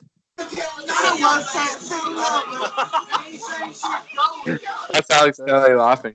Yeah, that's an unforgettable laugh. But that is Alex Beveridge and Matt Friend dancing like with their dicks out on the table. Fuck, we were big on getting our dicks out, weren't we?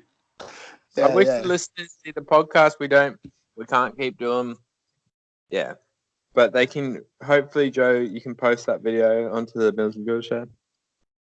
I can maybe put it on the website in the club. How about that? If you go to the club, you will get exclusive access to the made man of the Appleton family chat. What about if you pay access? We put crippling footage of all three of us, Jaden, me and you, stuff that if we were celebrities would just ruin us. And so for $5, you can have access to that. Guys. Oh fuck! Have you found anything? Funny in there, Jaden? There's a lot of dicks. Maybe not a dick. Yes. There's some good stuff, but I can't. Nothing worth mentioning. You know what I mean? Like, it's hard to describe. Hey, boys, I want to say something. Even if we were to finish this podcast now, we're at 1 hour and 30. And it's been a great laugh. So we're in extra time here. You know what I mean? Like, it's a game. We're in penalty time. We can only win from here on out. You know? We're in Golden Point. We're in Golden Point. This is all just bonus footage. This is bonus. This is a big episode, boys. I'm having fun. Hey, I'm gonna go get another beer, boys. Hold on. Oh, I'm pouring another whiskey. What are you doing, Joe? It must be getting close to midday for you now. It's fucking 11:43 a.m. But it's 11:43 p.m. somewhere, Joe. I actually this is gonna get rowdy. But you know what I'm gonna do? Don't ask me why, but I actually have a full, like, not sensibly poured, like a full glass filled to the brim of red wine sitting on my desk from last night, because I went out to the local pub here, and I got back and I somehow ordered a red wine at the hotel bar, and I'm like, this will be a great idea before bed. But then, like, I got to my room, I'm like, this is fucking stupid. I'm not drinking this, but it's sitting here. It's been sitting here since maybe 2 a.m. last night, and I think I'm gonna fucking pick her up and have another. Have a go. That's the way, Joey. So the best thing about red wine is you can have a glass of red wine. That's half a bottle, you know. So, guys, I hate to say it, but it's 11:45 a.m. and I'm drinking a big glass of red wine just to stay up with you boys, you know. Stay old red wine. Well, can I just say, and I mean, it's no secret, but a little hack that I've been like doing when I drink recently is, if you just have like one glass of water to like every like 8 beers, hangover is I'm not going to say non-existent. I'm not going to, Jaden, I'm sorry to cut you manageable. off. So I'm not going to cut you off there. I'm not going to say one glass every 8 beers. I'm going to say one glass every beer. I mean, like every 8 beers is... Jaden, that's superhuman. You must be a superhuman character. Like, what I try to do, Joe and me were talking about it, are we getting old because we're enjoying gin and tonics? Gin and tonic is an old person's way of saying, I'm going to have alcohol with my medicational glass of water with it. You know? If you can do completely one every agree, day, mate. It's like vodka lime sodas. It's like that clean drink that, like, you're gonna wake up not too bad from. In other news, boys, I have a Facebook event I would like us to attend, or like you guys to attend. yeah. Do you want to know what What's it's the called? And I think this could be a good event for us to drink some beers and attend. Do you want to know what it's called? Mm. Okay, let me just find it so I can get the exact name. I think it's something like Storm Bindi Irwin's wedding. They can't stop all of us. Oh, I've seen that. Or Crash Bindi Irwin's wedding party. They can't. They have to let at least some of us go to the party. You know. Wait, speaking of booze, but Joey, I actually wanted to ask you, man, what's the 4X of Norway? Oh, the beer here sucks, mate. Shit house. Really? Yeah, fucking terrible, mate. Plus you're paying probably $13-14 a beer. And I mean, I was drinking cocktails last night or Jack and Cokes for $30. Whoa! It's just all booze. Yeah. It's like super expensive. Jaden. Yeah, mate. If I can yeah, mate. have a moment with you. Earlier in this week, we have friends that have moved to Salisbury. And if you're a traveller, don't remember the name, you'd never go there. But anyway, they were saying $3 schooners, this pub sports. So Joe, you're on the other side of the world and you're having $30 cocktails. In Australia, they're throwing $3 skewies out, which is like a beer size, like a can size drink. And the difference is you're more likely to like a beer that's $3. I think when you're in Norway and you try their local beer and it costs $15, you're going to be like, this better tastes like, you know what I mean? God's jizz or something. If you're paying a whole slab worth of money for one beer, I would be literally like, hopefully this thing does dances on my tongue or something you know. This thing better cure cancer, eh? Is it because they can't grow it? This in Australia, they're like, have this new beer. It costs $5. Furfies. You're like, that is the best. $5. That's the best thing ever, man. And they're like, what do you like about it? It's $5, man. That's it. Brain training, Milz. It's brain boys, training. I actually did the 4X brewery tour the other day. It's actually way better than I thought. Oh, really? Yeah, you learn a lot about your beer, mate. It's very insightful. What can you tell us? I mean, there's a couple of good little interesting facts. They tend to escape me. Wait, Jaden, let me guess. Did they give you free beers? They do. They do give you a couple of free beers at the end. Yes, that's the way to sell a product. Trust. Yeah. Let me guess. Actually. Nah, I probably shouldn't. I love that. I love when you say I probably shouldn't. I want to hear go. Nah, so it was. Us is all about. So it was pretty cool. Check out the boardroom right now, by the way. Oh, here we go. Yeah, nah. So basically, we went there. It was Lana and I. Good little date idea, by the way, for any of you wondering. Shout out to NATO as well because he gave me the tickets for free. But we were the group before us was 40 people, and then when we went to go, it was literally just us two. So we got a private tour pretty much. And then so 4X have this event coming up. They're doing like a mini festival, a big big rock and roll show at their brewery or something. And we could see, he showed us where they're doing it, and it looks pretty cool, the setup. And apparently it's a secret lineup. And the guy was I was like, oh, who's on it? Surely Soho's doing it. He's like, oh, nah, I shouldn't tell you, but it's apparently it's Holy, Confidence Man, and then some band called Custard. So you heard it here first on the Milz and Gryllz show, just spilling some big Castlemaine secrets. Hold on, where are Confidence Man playing? So there's 4X. So 4X are doing this like secret. They're doing this like big show at their brewery. Hey, shout out to your new profile picture, Millsy. Oh, how good. No, we can't. I hear about this all the time on radio from my friend Hamish and Andy. We can't talk about. Yeah, What? no, but I dropped it. I mean, I have no affiliation to 4X. Let's hope I don't get sued for it, but you know.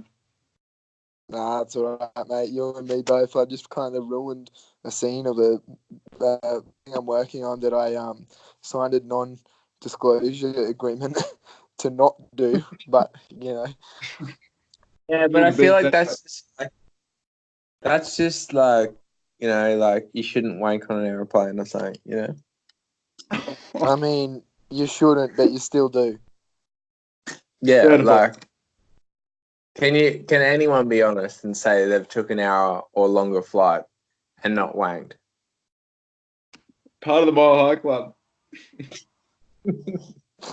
Wait, no, actually, on it, like I'm completely joking, of course, and also I'm not a real person.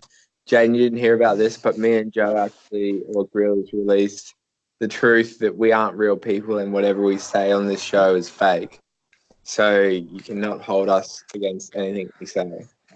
But you know what isn't fake, Wait. boys? You know what isn't fake? Let me have the con for a second. What isn't fake? And this is fucking serious, boys. This is some serious shit. Okay, The great, okay. Shit. the great debate. How do you eat a meat pie? In Australia, we have these pies filled with meat that you buy from any service station, and I feel like there's a lot of different ways to attack it.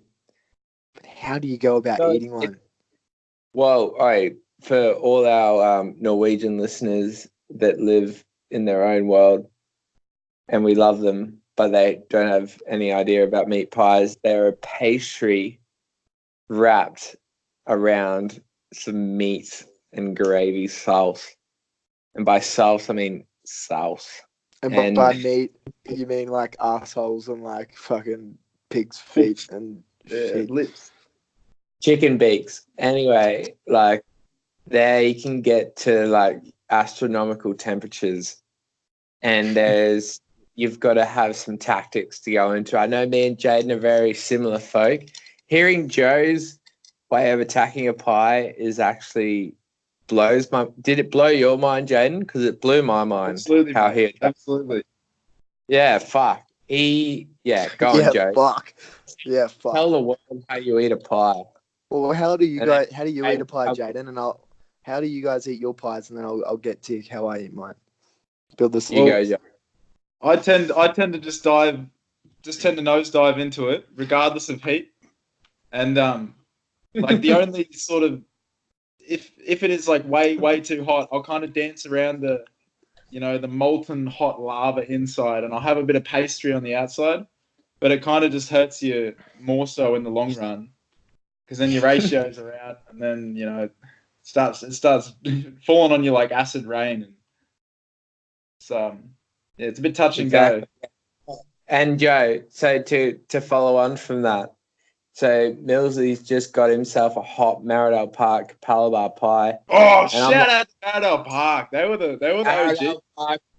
Yeah, man. Maridale Park Bakery. I used to eat their bread with nothing. Mum would bring a loaf home. I'd eat the whole loaf, and she's like, "The spreads, you didn't eat spread." I was like, "Nah, I just ate the whole loaf. Like it just tasted great." So living in Alex Hill or growing up in Alex Hills, I mean, it's 15 minutes away from Maridale Park, but I mean, Mum still drove past like 4 bakeries out of her way just to go to Maridale Park. It was that good. No, but Millsy, you are the guy that, correct me if I'm wrong, once ate a whole block of cheese on your spaghetti bolognese. Yeah, man, yeah, I did. Wait, but quick, yeah, fine. You can't brush over that. No, I can't really brush over that. No, I loved cheese, man. Fuck. Oi, This is actually another thing I wanted to get into. Fuck, we're all over the place. But no, we need to get back to the pie first. Yeah, we should probably finish that. Right, okay, let's finish the pie. Okay, so anyway, fuck, that was my fault, boys. Sorry. Anyway, so I eat a pie and I'm just like, holy fuck, this thing's hot. I will burn the shit out of my mouth and have a terrible experience with like the odd sense of like in the background, oh, that tastes nice. But mostly you're fucking burning your mouth. 3 days later, I've got cold sores and my mouth's full of blisters. That's how I attack a hot pie. Now, Joe, go to you. Okay, How so do you attack? it depends, right? Like, if we're talking the dinner pie, you know, you get your frozen pies out of the freezer, you chuck them in the oven. You know, I feel like it's completely acceptable with those pies that you get it out that you cook yourself to eat in front of the TV to fucking cut the fucker up with a knife and fork, douse the fucker in tomato or barbecue sauce, whatever your choice is. Sauce. A little bit of a side salad, mix it all around. You got salad, gravy, fucking everything, and eat it with a knife and fork. However, what you're saying, bakery What pies. about the Stratty pie, Joe? The Stratty pie, Joe. What do you do? Ooh, the Stratty pie. Sky. Jack Dible's Mrs. Show. Oh, yeah, the classics. Your classics, yeah. I feel like you take one little bite, you let the steam come out, right? And then I kind of go for the one bite, get my little Master Foods squeezy sauce. I don't go the sauce on the top because it gets too messy. I go one bite of the pie, one line of sauce, take another bite, rinse and repeat until you finished your pie. I do like that plan of attack, Joey. I do that every now and then. But I think it is completely acceptable to eat if you're at home watching the TV, eat a pie with a knife and fork, cut the fucker up. But if you're getting it from a bakery, no way. No fucking way are you doing that. Also, foods I don't think are acceptable, and this is a bone to pick. I'm going to get a bit fired up here because this really boils my blood.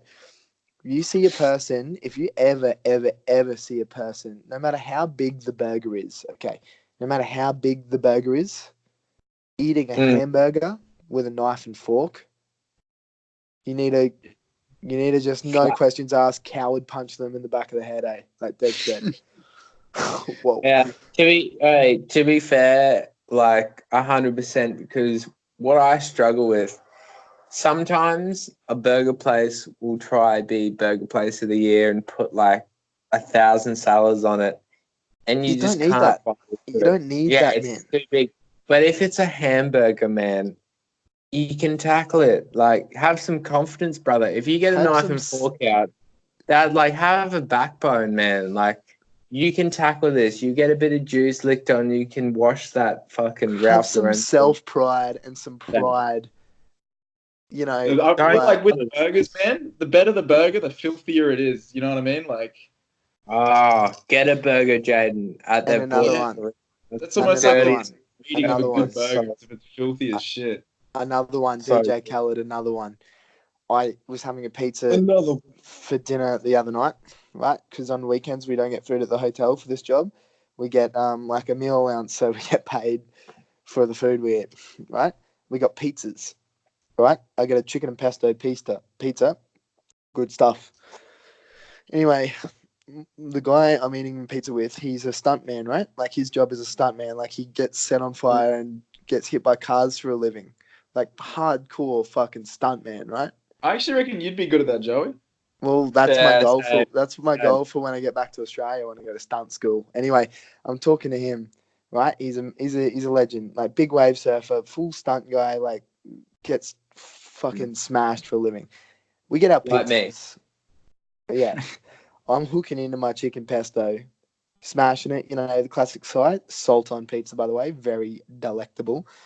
Anyway, this guy, after all the years of being a hardcore stunt guy, he whips out a knife and fork, right?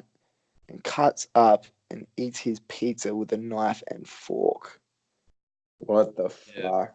Why would you Why would you cut a pizza into slices if you knew some motherfucker was just going to cut it up again? That's disrespect to the guy. Wow, Jimmy.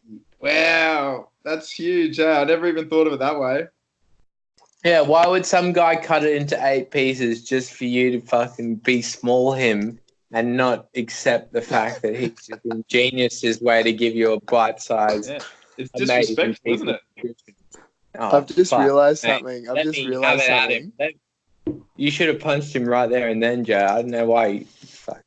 Well, Jesus. maybe one of the reasons I didn't punch him is because he's an professional boxer. So there's one. 2, he's a pretty good bloke. But still, But Gryllz, he's obviously lost all heart, so you'd get him on that one. I love this episode. I love this episode. If you listen to the start of the episode, Milzy and Jaden have pretty much been drinking this whole episode. So you listen to the start of this episode, they're kind of normally talking. Now at the end of now we get coming to the fucking tail end We're of this getting really one. offensive. It's We're getting like rowdy. It's a slippery dip. It's a slippery old dip, isn't it? We're starting to get Australian rowdy. Like, we've had a couple of drinks now. We started off real nice. Welcome to the pub. This is Narrabang. And then now it's just starting to get the fish cup. Welcome to get the the fish midnight cup. shift. Oh, did you just give Joel his little pub review section? No, we didn't even get to that because as soon as we had you let's on. get it in. Gryllzy, we're actually only 12 minutes away from making one of our famous 2-hour episodes. So I reckon to film, we should get Joel, because Joel actually told me today we've got a new section to come on board. What's that? If you can. Of course, it's invention section. Because I feel like I'm always talking, I don't know if I've done it with you, Jaden or Gryllz, but just random inventions, like silly inventions, like, oh, you should make watermelons half moon shaped so they're easy to bite. Like, that's not a real one, but just make random shit up, like random inventions that people think would. Yeah, I don't know. Here's Jolly Elliott with his pub review. There was like more than a couple big. Sorry, no. Right up. We're That's just me. loading here. So yes, speaking of foot jobs, but Okay, that's you again. It wouldn't be. Mate. Hey, Jaden, it wouldn't be a Milz and Gryllz show without Joe putting on the wrong Dude, voice. it's comedy gold. I lose it, hey. Yeah, Hamish and Andy always get angry at their guy Jack. They're like, "We pay you, man. We pay you to put on the right tunes," and like he always does the wrong thing. It's so good. Gryllzy, he's as raw as you like, but he's fucking. I actually thought the first time you like misplayed an audio. I thought you did it on purpose, like for that whole comedic purpose. No. That's how raw the show gets. Do you cunts want to try and fucking be the guy that puts all this shit online? It's fucking not easy. It's not easy to be the fucking. Gryllz, No, I you do a could good not. job, no. Gryllz, So we've got the Almara pub on the way home from work. Oh, here we go. Usually Joel, stop in there, get a toolie or something. Then got the McLean. Like hats off to it. It's fucking $9.90 feeds every fucking Monday to Friday. They are a ripper. Like huge amount of chips, like big fucking rump or big schnitzel or something or palmy. And then you get this just golden salad on the side as well, which just really tops it off. Golden salad on the side as well. But yeah, then really the next one, like it's not out till Yamba. And I don't really want to go out there at 2:00 in the afternoon because I'm not going to stop drinking. So that is off the table. So instead, I'm sitting at home, having a couple of joints, having some beers, water in the garden, playing with Pax. Might take him for a bloody walk in a second. He has been down to the beach this morning, and there is hectic fires around here, like crazy. The sky's just like, yeah, you can't really see it in that video, but it's like brown if you kind of look out the back of my place. Joel loves a couple of joints, doesn't he? Honest. Hey, boys, can I say I had the honour of hanging out with Joel for the last 2 days. He actually only left me a couple of hours ago because I said I had to do the Milz and Gryllz show. He's made a new thing, and we've brought it up before on the podcast. He goes to church every Sunday, which you might do. What? But Yeah, he No, calls good on him. Bunnings. But I mean, like, No, is wait. he the person to have in a church? Joe, wait. He calls Bunnings Warehouse church because he loves to go to Bunnings Warehouse on a Sunday and get a free sausage sizzle, and he just thinks it's got all the components of being a church. So he literally said to me, he goes, mate, every Sunday me and the missus go to church. I'm like, what's church? He goes, Bunnings Warehouse. We'll get plants. We'll get utilities. Like, man, it's Tell church. you, man, that guy is Australia in a bloke. Like, Yeah, he is. It doesn't get much more Aussie than Big And Joey. you can tell exactly what kind of bloke he's going to be. In like maybe 20 years, he's just going to be one of them hard-earned Aussie blokes, like Mike Nolan from the Big Les Show. You know, yeah, mate, going to church this Sunday. Did you see the latest episode where they're jumping off the bridges and it looks exactly like? He's like, you won't fucking jump off the bridge, mate. He goes, I fucking would, mate. He's like, no, you won't. Oh yeah, I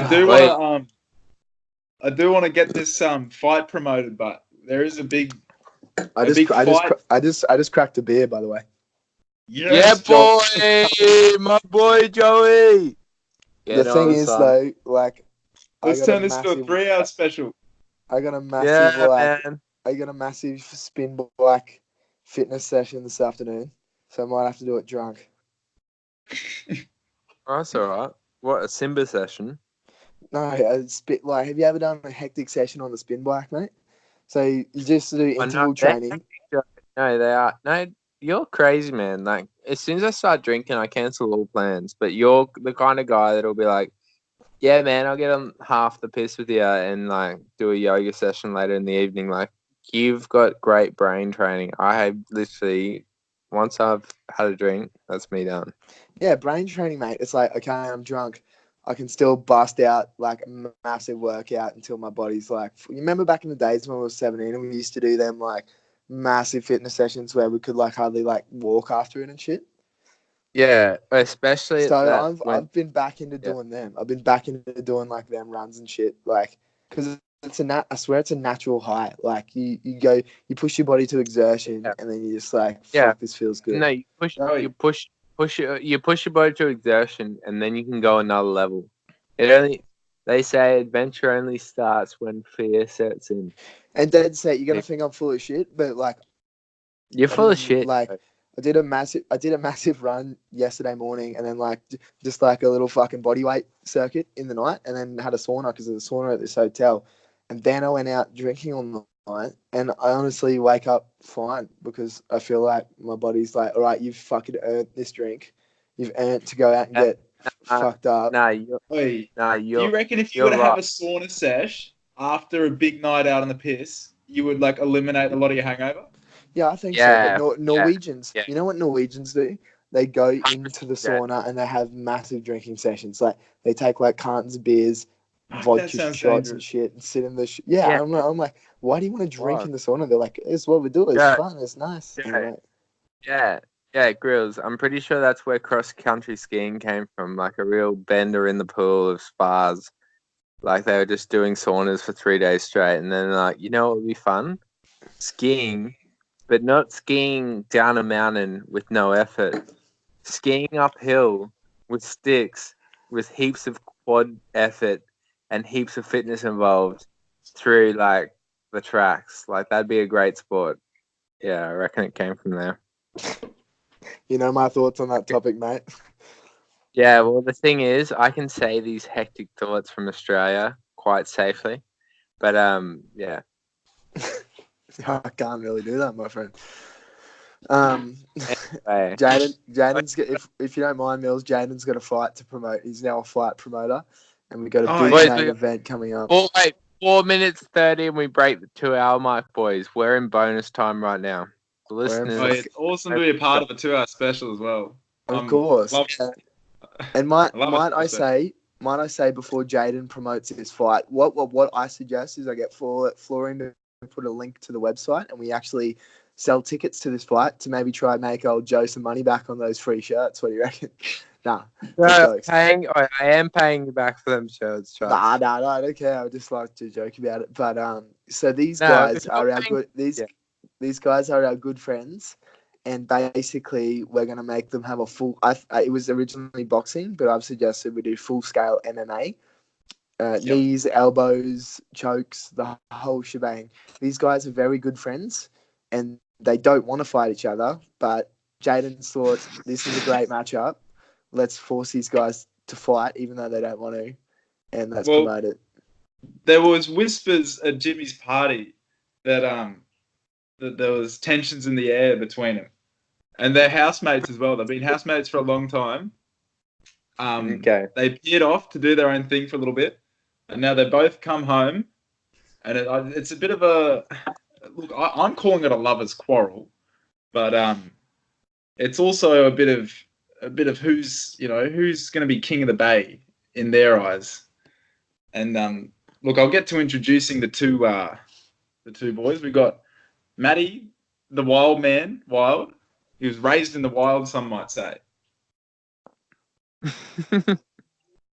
And the wild being fucking Cavalbar or something. Yeah. And look, I was talking to the bloke and preparing for this fight. He reckons he's been watching some footy biff videos. So you know what you can expect from him. I love that. Wild haymakers. Wait. Jaden. I don't want to break this up. I could be wrong here. But boys, so I really need to confirm, what is the fight about? Like, what are they fighting over? They look. It's a good old Aussie fight, mate. You don't need a reason. It's just a couple of blokes who want to roll around in the bindies and bloody sort it out, you know. Roll around in the bindies. Get to it now. Why don't they just get straight into it? Like, what's? Well, you see, I see. That's to be fair.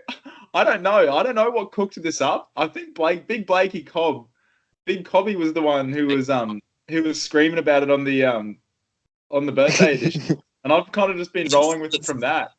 So, well, that's enough. That's enough for me. I don't know what the roots are, what the origins are. That's a question in itself. But you know, it's a feud that has lasted the ages. Some might say. You know, I'm sure it dates back. I'm sure it dates back some time. Well, Ellie, if we get enough listeners live, we could probably charge for one of them UFC live Foxtel events where, like, we pay money, pay-per-view. So we actually, how's this, boys? We actually, a lot of the time when we're bored with the footies, we kind of pair off, like, who are the even fights in the group. Like, I think me and Chris would be a decent one. Or no, it's usually Chris and Jai, the cousin. That would be a good fight. Chris has Chris has some power in his shots. Rev and Ben is another one.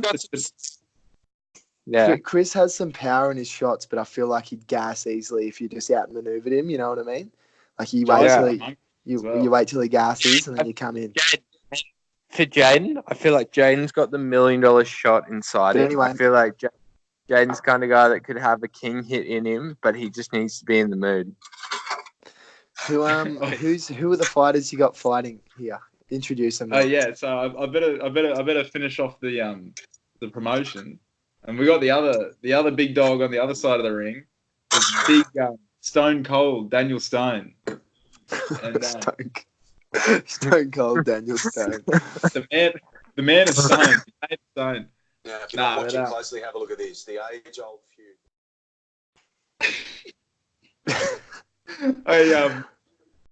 But you can expect him. I was looking up dog breeds before, and he actually kind of looks a bit like a bull terrier. And I reckon he's going to fight just the same. So it's going to be a pretty even bout, if you don't mind me saying. I think Joey said he's got his money on the wild man. Yeah, I think he's going to be a bit too wild.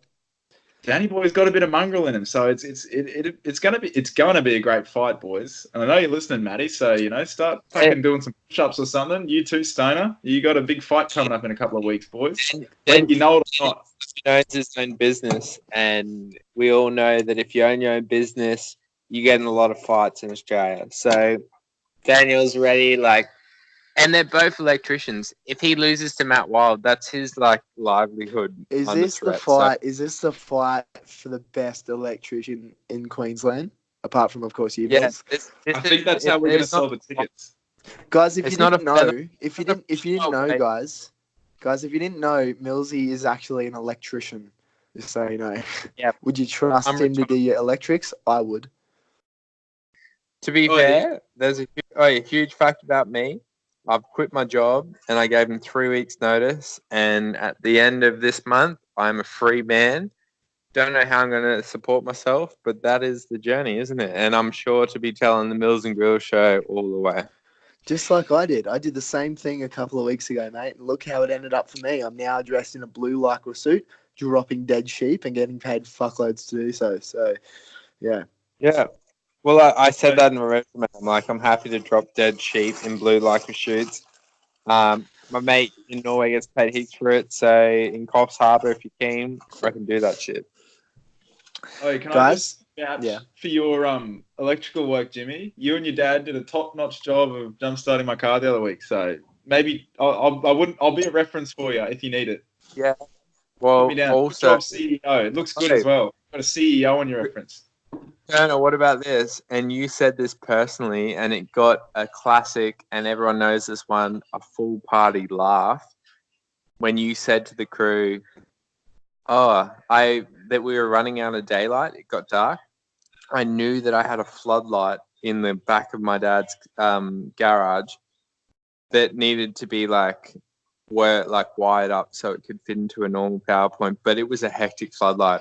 I jumped on top of my dad's roof, put this floodlight on top of the roof, lit up the whole backyard. Jaden turns around to the whole party and says, "Oh my God, more time for activities. Let's get back into it was a funny moment." Anyway, that's the kind of sparky performances. If your party's Watching closely, have a look at this. The age-old feud between motorists and cyclists has spiralled out of control in Brisbane, with a red light confrontation escalating from punches to the rider then using his bike as a weapon, attempting to slam it through the driver's window. The confronting ordeal was caught on camera on Queen Street yesterday as cars queued up in the heart of the city. This guy. If you're not watching closely, have a look at this. That was just Lachlan Kendall with the news. Jesus, man. Hey, can I say the news is full of shit, eh? Wait, we cracked the 2 hour This mark. is the only news you need, folks.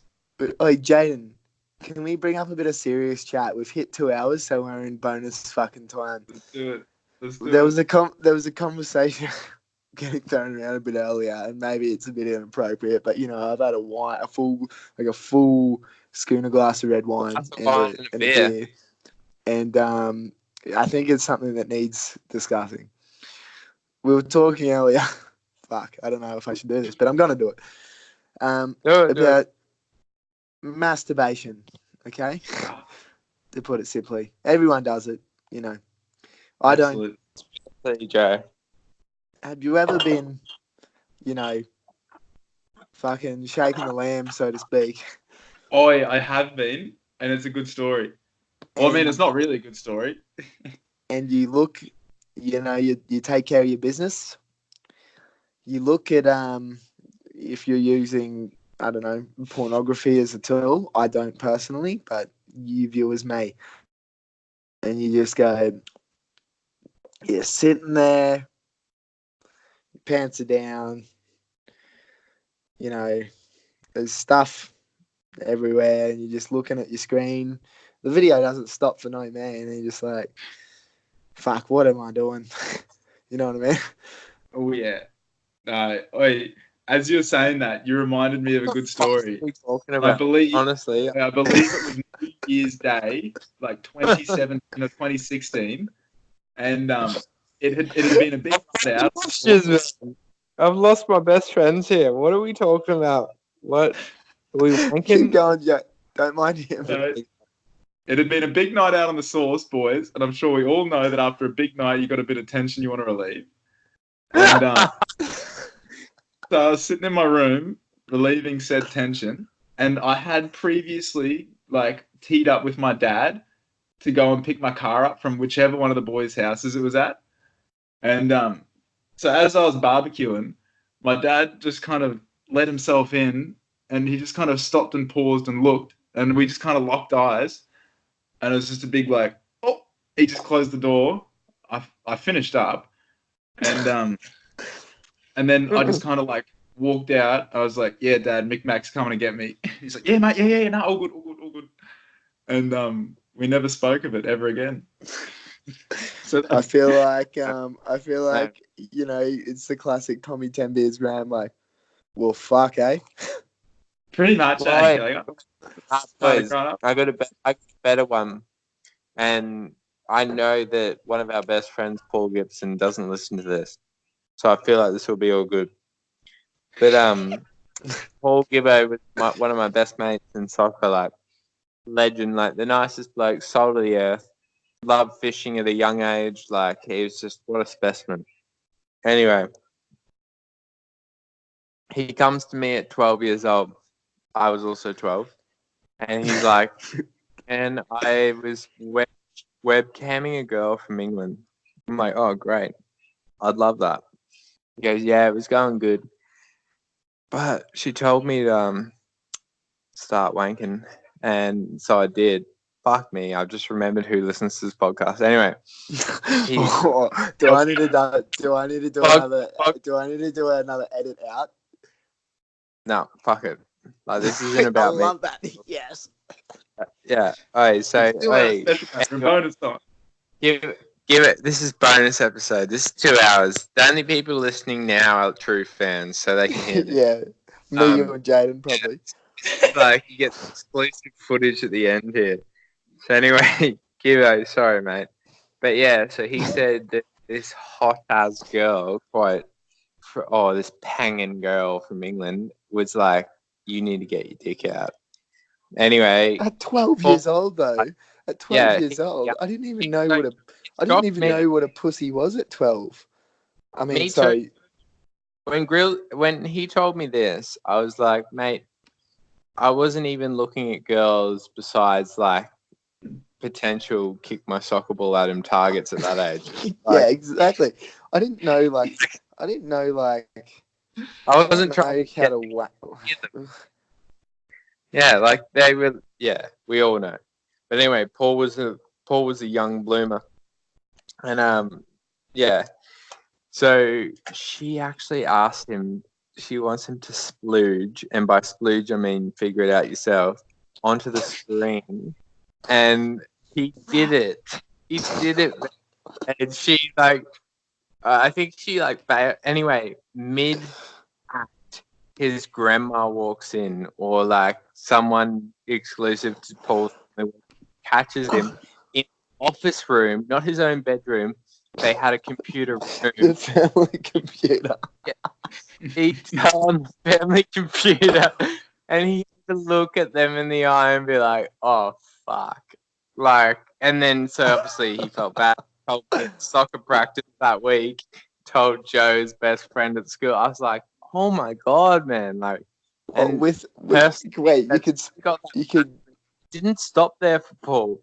There was like 3 equal embarrassing moments that happened to him in a couple of years, which we won't go into. But fuck. Wait, Jimmy, I love how every Gibbo story you've got is kind of like ends with like, yeah, he told me at soccer practice. Yeah, he did.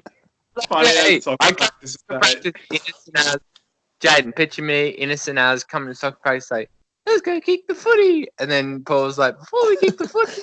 Oh fuck! Hey, I splooged I've on my screen for this. Heat to drop on you.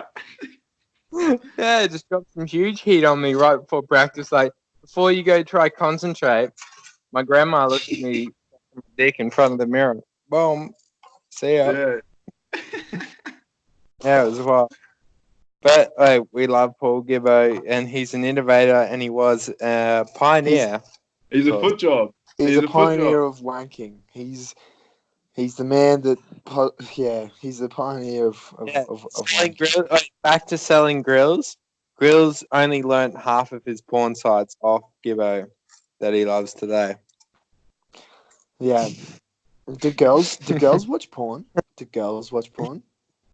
If they do, I don't know what they would watch. Like, it'd be weird. If you're a girl and you watch porn... Do you watch a gay guy? Do you want to... Do you want to come on the show? If you're a female and you like, Spawn, we'd like to hear from you. We'd like to learn. Actually, if you're any kind of female, you want to come on the show? Give us a bit of perspective. If you're a female that religiously listens to our show, come on the show. Manu does. Yeah. Manu does. Manu listens every week. Yeah. By the way, I'm pretty sure Manu listened to the whole party episode. Man, Oh, really? What a Dutch trooper, eh? Like a Dutch trooper. She's a good one. Mm. Oh, Gryllz. Yep. Do we have anything else to address, boys? I don't know. I'm halfway through this beer and I'm fine. Like, you can't just leave me drinking by myself at fucking 12:30 in the middle of the day. Like, all right, let me see what I got. We got a few. Let's fucking dive into the archives. Let's see what we got. Oh no, it's more so like when I was waiting for you to call, I just wrote down a couple of things on a Word document that have been happening. And it's funny. One of the things I wrote down was like topics to talk about was Pornhub, and we covered that without even trying. One of them was just benders, and how good is yelling off a balcony, boys? We don't really need to dive too deep into that, but yelling at people walking past off a balcony. It's so much fun. Let me set the scene for you. It's been a few years, so I can probably name drop. When I was in the same football team as Tommy Tang Beers Graham when I was 16 or 17. Anyway, our coach was none other than Tony Carroll, the famous State of Origin player. He coached us at Redlands. I remember seeing him down at Capalaba Park once. That's heavy. Yeah. And anyway, probably shouldn't be name dropping, but a couple of beers and a wine under my belt, good to go. Anyway, we did our end of season footy trip up to the Sunshine Coast, right? Mm. I'm not sure how we got our hands on alcohol. Some say that Tony Carroll bought it for us, but some say different. Anyway, it's like not even a couple of hours into this footy trip. We're all 16. Tommy threw a massive vase off the balcony. We're just yelling at hotel guests like, ah! People got their dicks out, like waving around. Anyway, we had to sit. The next day, we had to sit down in like the conference room with the hotel managers and stuff and get like a full talking to, like any more shit, use it out. So like, yep. We go up to the room. We just start drinking again. I am mooning, I think, like, I don't know, a young guest walking past. And anyway, the hotel manager's walking past as well and stares me right in the eye. You know what I mean? And there's a wedding there as well. And do you remember Corey Forno? He was on one of the early episodes, actually. Him and Tony Carroll got drunk, went to a sex shop, bought a massive black dildo, went into this wedding reception, drunk as Tony Carroll and 16-year-old Corey Forno, swinging around a big black dildo, like hitting people with it. Oh, shit. Man. Jimmy, what are you eating, mate? Hey? Are you eating something? Yeah. I mean, some toast. To play a game. What's Jimmy eating? Dicks. Oh, fuck, that's a good story about Joey. Tony Carroll, what an absolute legend, but. I got something to discuss with you, Jaden. Oh, what do we got, mate? How are you, mate? I'm not doing too bad, actually. I'm not doing too bad at all. What number beer are you on? I'm at number 2, 4, 6, 8, 9, but I'm running low. You know how you just go and digging through the fridge? It's a cider. My last one's a cider, and I think I've got one beer that I've got saved, but I'm on a cider right now, which is not good. The casual 10 beers on a Sunday night before work. Yes, I think I got a 4 a.m. wake up tomorrow as well, so that'll be interesting. What time is it there? It's 8. It's only 8:30, mate. It's very early. Well, I tell you what, Jaden, by the time you wake up, this episode will be live, so you're ready for your drive to work with the 2-hour Milz and Gryllz show. Oh, yeah, that's the best part about that is it gets me to and from work, and it gets me to foot jobs, and maybe even home from foot jobs. Boy, Jaden, this as well, boys. we've already spoke about this. Yeah, go on. I was just going to say, my tip of the week this week, so to ruin the podcast for you, was instead of waking up, going to work at 4 o'clock, I started making myself like gourmet hipster breakfasts in the morning. So I'll have like avocado chili flakes on like molten lava bread made in Southeast Asia, African, whatever. And I literally get so excited for breakfast now that I'm not afraid to go to work in the morning. I'm just like, you know what? It's true. A good breakfast it makes a difference in getting out of bed. And Jimmy, to add on that, I haven't been doing it recently, but there was a period when I was having, and it's super simple but super effective. You just get like cooked oats, Greek yogurt, and then like some mixed berries. Bang, bang, bang, and it is like yum, yum, yum, yum. Yeah, it's delicious and nutritious, mate. So don't be scared to wrap your chompers around that one, mate. No way. No, what I was going to say, yeah, and it's not at all interesting, but as we were talking before, I got the text message from Action Indoor Sports Victoria Point, 6:30 p.m. The foot jobs will be facing off against the dad bods.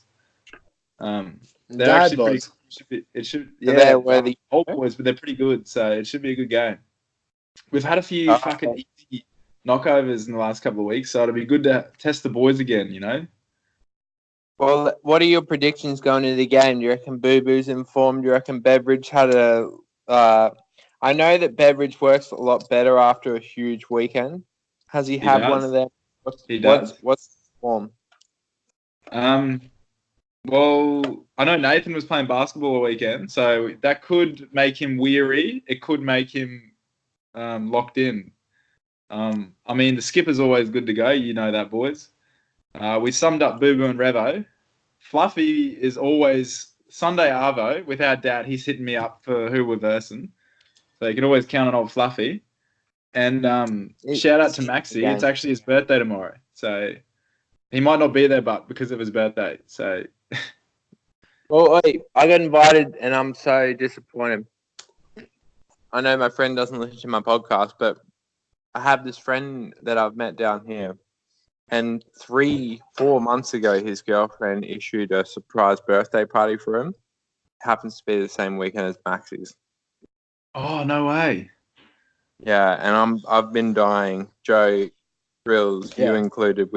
We need to go to a Max Mormon birthday party. It's I've got to give him big props, man. Every year without fail, he'll book a room at the Goldie and he'll just always have like a locked in Gold Coast weekend for the boys. It's fucking good, epic. But Jane, I got a birthday I want you to tell the story of. Let me take you back to circa fucking 2015. Oh, I forget when it was. Whenever. That's a big ask, mate. Rory Stevenson's 21st birthday. I'm very. Oh no! I remember. All I can remember from that night is his mum was not a fan of me. I can't remember what I was doing, but she was just like, fucking get out, like you smashed. Nah, man. Kicked you. No, it was like kicked you out, and then Simo went and like got this champagne, found this champagne, popped it, poured it over his head, wearing my dad's raincoat, and like fucking. They're like, that's like $300 champagne, Simon, or something. And then like you got kicked out, and then we were chanting foreskin. It was like a test to see who could get kicked out. It's like, all right, Simon, you're gone. And then everyone was like, yeah. Hey, it was the big old like, all right, let's see you can get the boot first. Boys, wait, I actually did a real loyal thing. You can ask Rory Stevenson's mum. Later on that night, she comes up to me, heart on the sleeve. Milz, like, I know your dad, like, what happened to the boys tonight? And I was like, what? And she goes, what happened tonight? And I was like, I actually think I said, I've got no idea what you mean. Like, it's just a normal night for the boys. And And like, it was like yeah. it was like that's it, Joe, you're gone too. And then I was like, yay. Oh, that was fucking hilarious. It was funny. You know, we're just cheeky. You know, we're good now, I think. We don't cause any harm. We never cause any harm. Gryllz said this to me before. He goes, I think when I come back to Australia, parents are going to look at me with like one whimpering eye. And I was like, no way, man. Now, people who know us, you always got to think. Yeah, harmless, mate. Harmless. We're just a harmless bunch of chickens, eh? Like, we might Like, we sound never like hurt anyone. people listen to me, you included, and get real intimidated and think I'm some heavyweight wrestler or like, oh, Milz, you're the strongest guy in the world. Like, I get that people think that, but really, I'm a nice guy.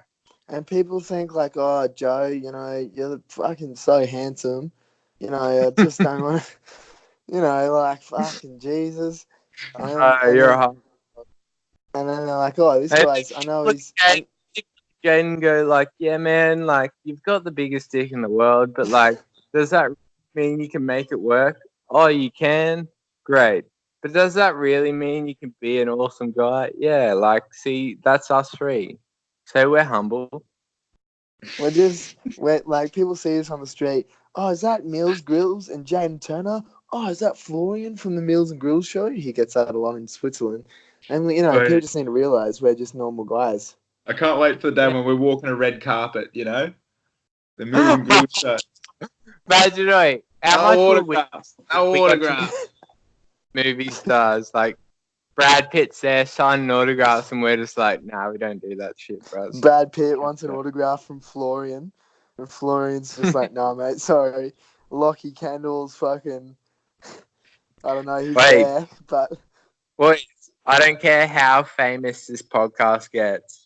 We haven't made it until Joe Rogan comes on our show.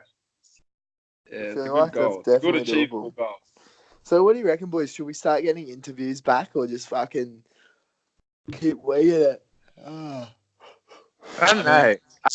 I think if someone wants to be interviewed, we'll get him on. But like, you know, we're not going to chase him, mate. And we got 8 minutes until it's 2 hours 30 minutes. I think I'm going to call it at 2 hours 30, just because I've got shit to do. It's still 12. Now edging up on 1 o'clock, and I haven't done fuck all today. But talk to you two idiots. It's almost edging up on 1 o'clock Australian time as well. It's getting there. Yeah. Boy, you know what I want to do when I come back? The bedtime podcast. Don't care how many people come, but like hire out like a hall, a public hall or something. Get like some seats, and then like have like Milz and Gryllz show live podcast. With beer on tap. But you guys sitting up the front on a desk. With tuxedos. Yeah. Wait. No, we got to go one step further than that. We should just do, like, all the boys, like, we all got a passion for food and drink. We'll make a little restaurant bar, get all our friends to play live music there. But every Sunday, unconditionally, podcast is filmed, and there's $3 beers. So, like, it's a collective group thing. You heard it here first. Oh yeah, I'm in, eh? And we do the live podcast. Me and Gryllz before this podcast. Get this, because this is what you're gonna call it. You're gonna call it, the Milz. Shit. Something about Gryllz being a bar and grill. You know, it's there. There's something there. You know. Grill and Gryllz with the Milz and Gryllz with the Meals on Wheels for the pills Milz on deal. Bar and grills. Hey, you fucking cunts drunk ass or what? Nah, man. Hey, come on, boys. We can make it. 6 minutes to go until we hit the fucking 2:30, boys. And will this be the longest episode today? Yeah, it will be, mate. Beautiful. Longest episode. Oh, even I've been on for an hour and a half. I was planning on coming on for 10 minutes or so, you know, short and sweet, but You know, when the beers get flowing, you get a little distracted, don't you? Mm. Anyway, Jaden, do you have anything else for the Mills and Gryllz show? What I need you to do as our fucking CEO, mate. Maybe this is Florian's department, I don't know, but we need to start getting the message out there, the Mills and Gryllz show. We need to start spreading it wide, bending over, spread them, just getting it out there, you know? We do. I'm just trying to think of potential ways we could do I that. got an idea. What if we get a Yui boom, like make a dog eat a Yui boom, and then play the Mills and Gryllz show, so on repeat, and just send the dog round people's houses, and they can't stop the Mills. I don't know where this is going. It's absolutely genius, mate. No, I'm a big fan of that. All right, boys. So, there was an old segment called Joke Time with Alex. Yeah, bring it back. I was talking to her actually at your party. I said, bring back the joke segment. Yeah, well, she's here right now, hugging me, trying to get a hold of me. Like, I'm literally trying to, like, it takes all my strength to keep my clothes. But, what is that? Is that you, Grillsy? Oh, he's had a couple of wines and he's taken a piss. Your speaker is a lot better than all of ours, eh? Like, I can hear your lunch from last week in that piss. That's the way, Joey. That wasn't me. Wait. Yeah. Okay, Alex, okay. Before Alex tells the joke, I've got one of my own. Why do the French eat snails? Why? They don't like fast food. You run the whole internet. Wait, I gotta. Can I tell a joke to see if I can make Alex laugh? Yeah. Go on. Why did the golfer change his pants? Because he got a hole in one, boy. Oh, you've heard that one before. Like All right. What? Hold on, this one's for Jaden. Yeah, mate. What do you call a crying sister? What do you call it, Jim? A crisis. Oi! Yeah, all right, give me one. Hey, what do you call? I've got one. Yeah, go, Alex. This is Alex's segment. Hey, who's going, Alex? What is silly and annoying? James. What? Every one of you guys on this podcast. Whoa! Wait, why shouldn't you write with a broken pencil? Why? Because it's pointless. I didn't laugh. Joe, don't do that to me at this time in the afternoon. Well, don't worry if you miss a gym session. Hey, Everything will work out. Hey, wait, Grills. A man was hit in the head with a can of Sprite, but he's okay. It was a soft drink. I have a game to play right now, Mills. We have to keep rattling them off until one of us laughs and the loser loses and the winner wins. Okay, before that happens, I got one more for you, Grills. Are you ready? Yeah, we'll start the game. You go if you serve first. Mills to serve. Mills to serve. You have to keep telling jokes until Okay. Mills to we'll be serve. here all night. What did the guy say to the man who cut off his feet? What did he say? Oh no, you defeated me. How many bugs do you need to rent out an apartment? How many? 10 ants. Tenants. What do you call cheese that's not your cheese? What? Nacho cheese. Okay, all right, boys. Now on a serious note, talking about my family. Why can't a bike stand up on its own? Why? Because it's too tired. All right. Who is that? That was a sniffle from Jaden. Get out of here, sunshine. Wait, I don't. Get out of here, sunshine. if anyone wants to find these jokes later, just Google lame jokes. Oi, That's I what was I'm- proud that's what I owner did. of 1,001 What he typed jokes for to funny do. kids. So, No. I'm gonna give a massive shout out to Alex on this show. Jaden, you having jokes for funny kids. yeah. Yeah. Oi, Yeah. guys, can I just give a big shout out? No, thank you. Yeah, we don't have time for shout out, man. This is a 2-hour episode, not a 3-hour episode. Shout out, Joe. Gryllz. Hey, What I'm doing is I'm actually in a heated, like, I'm talking to my housemates. There's like some issue with the real estate right now, and like they want my opinion, and I'm like, I can't. I'm doing a podcast. I'm doing jokes. It's a joke section of a 2.5-hour special.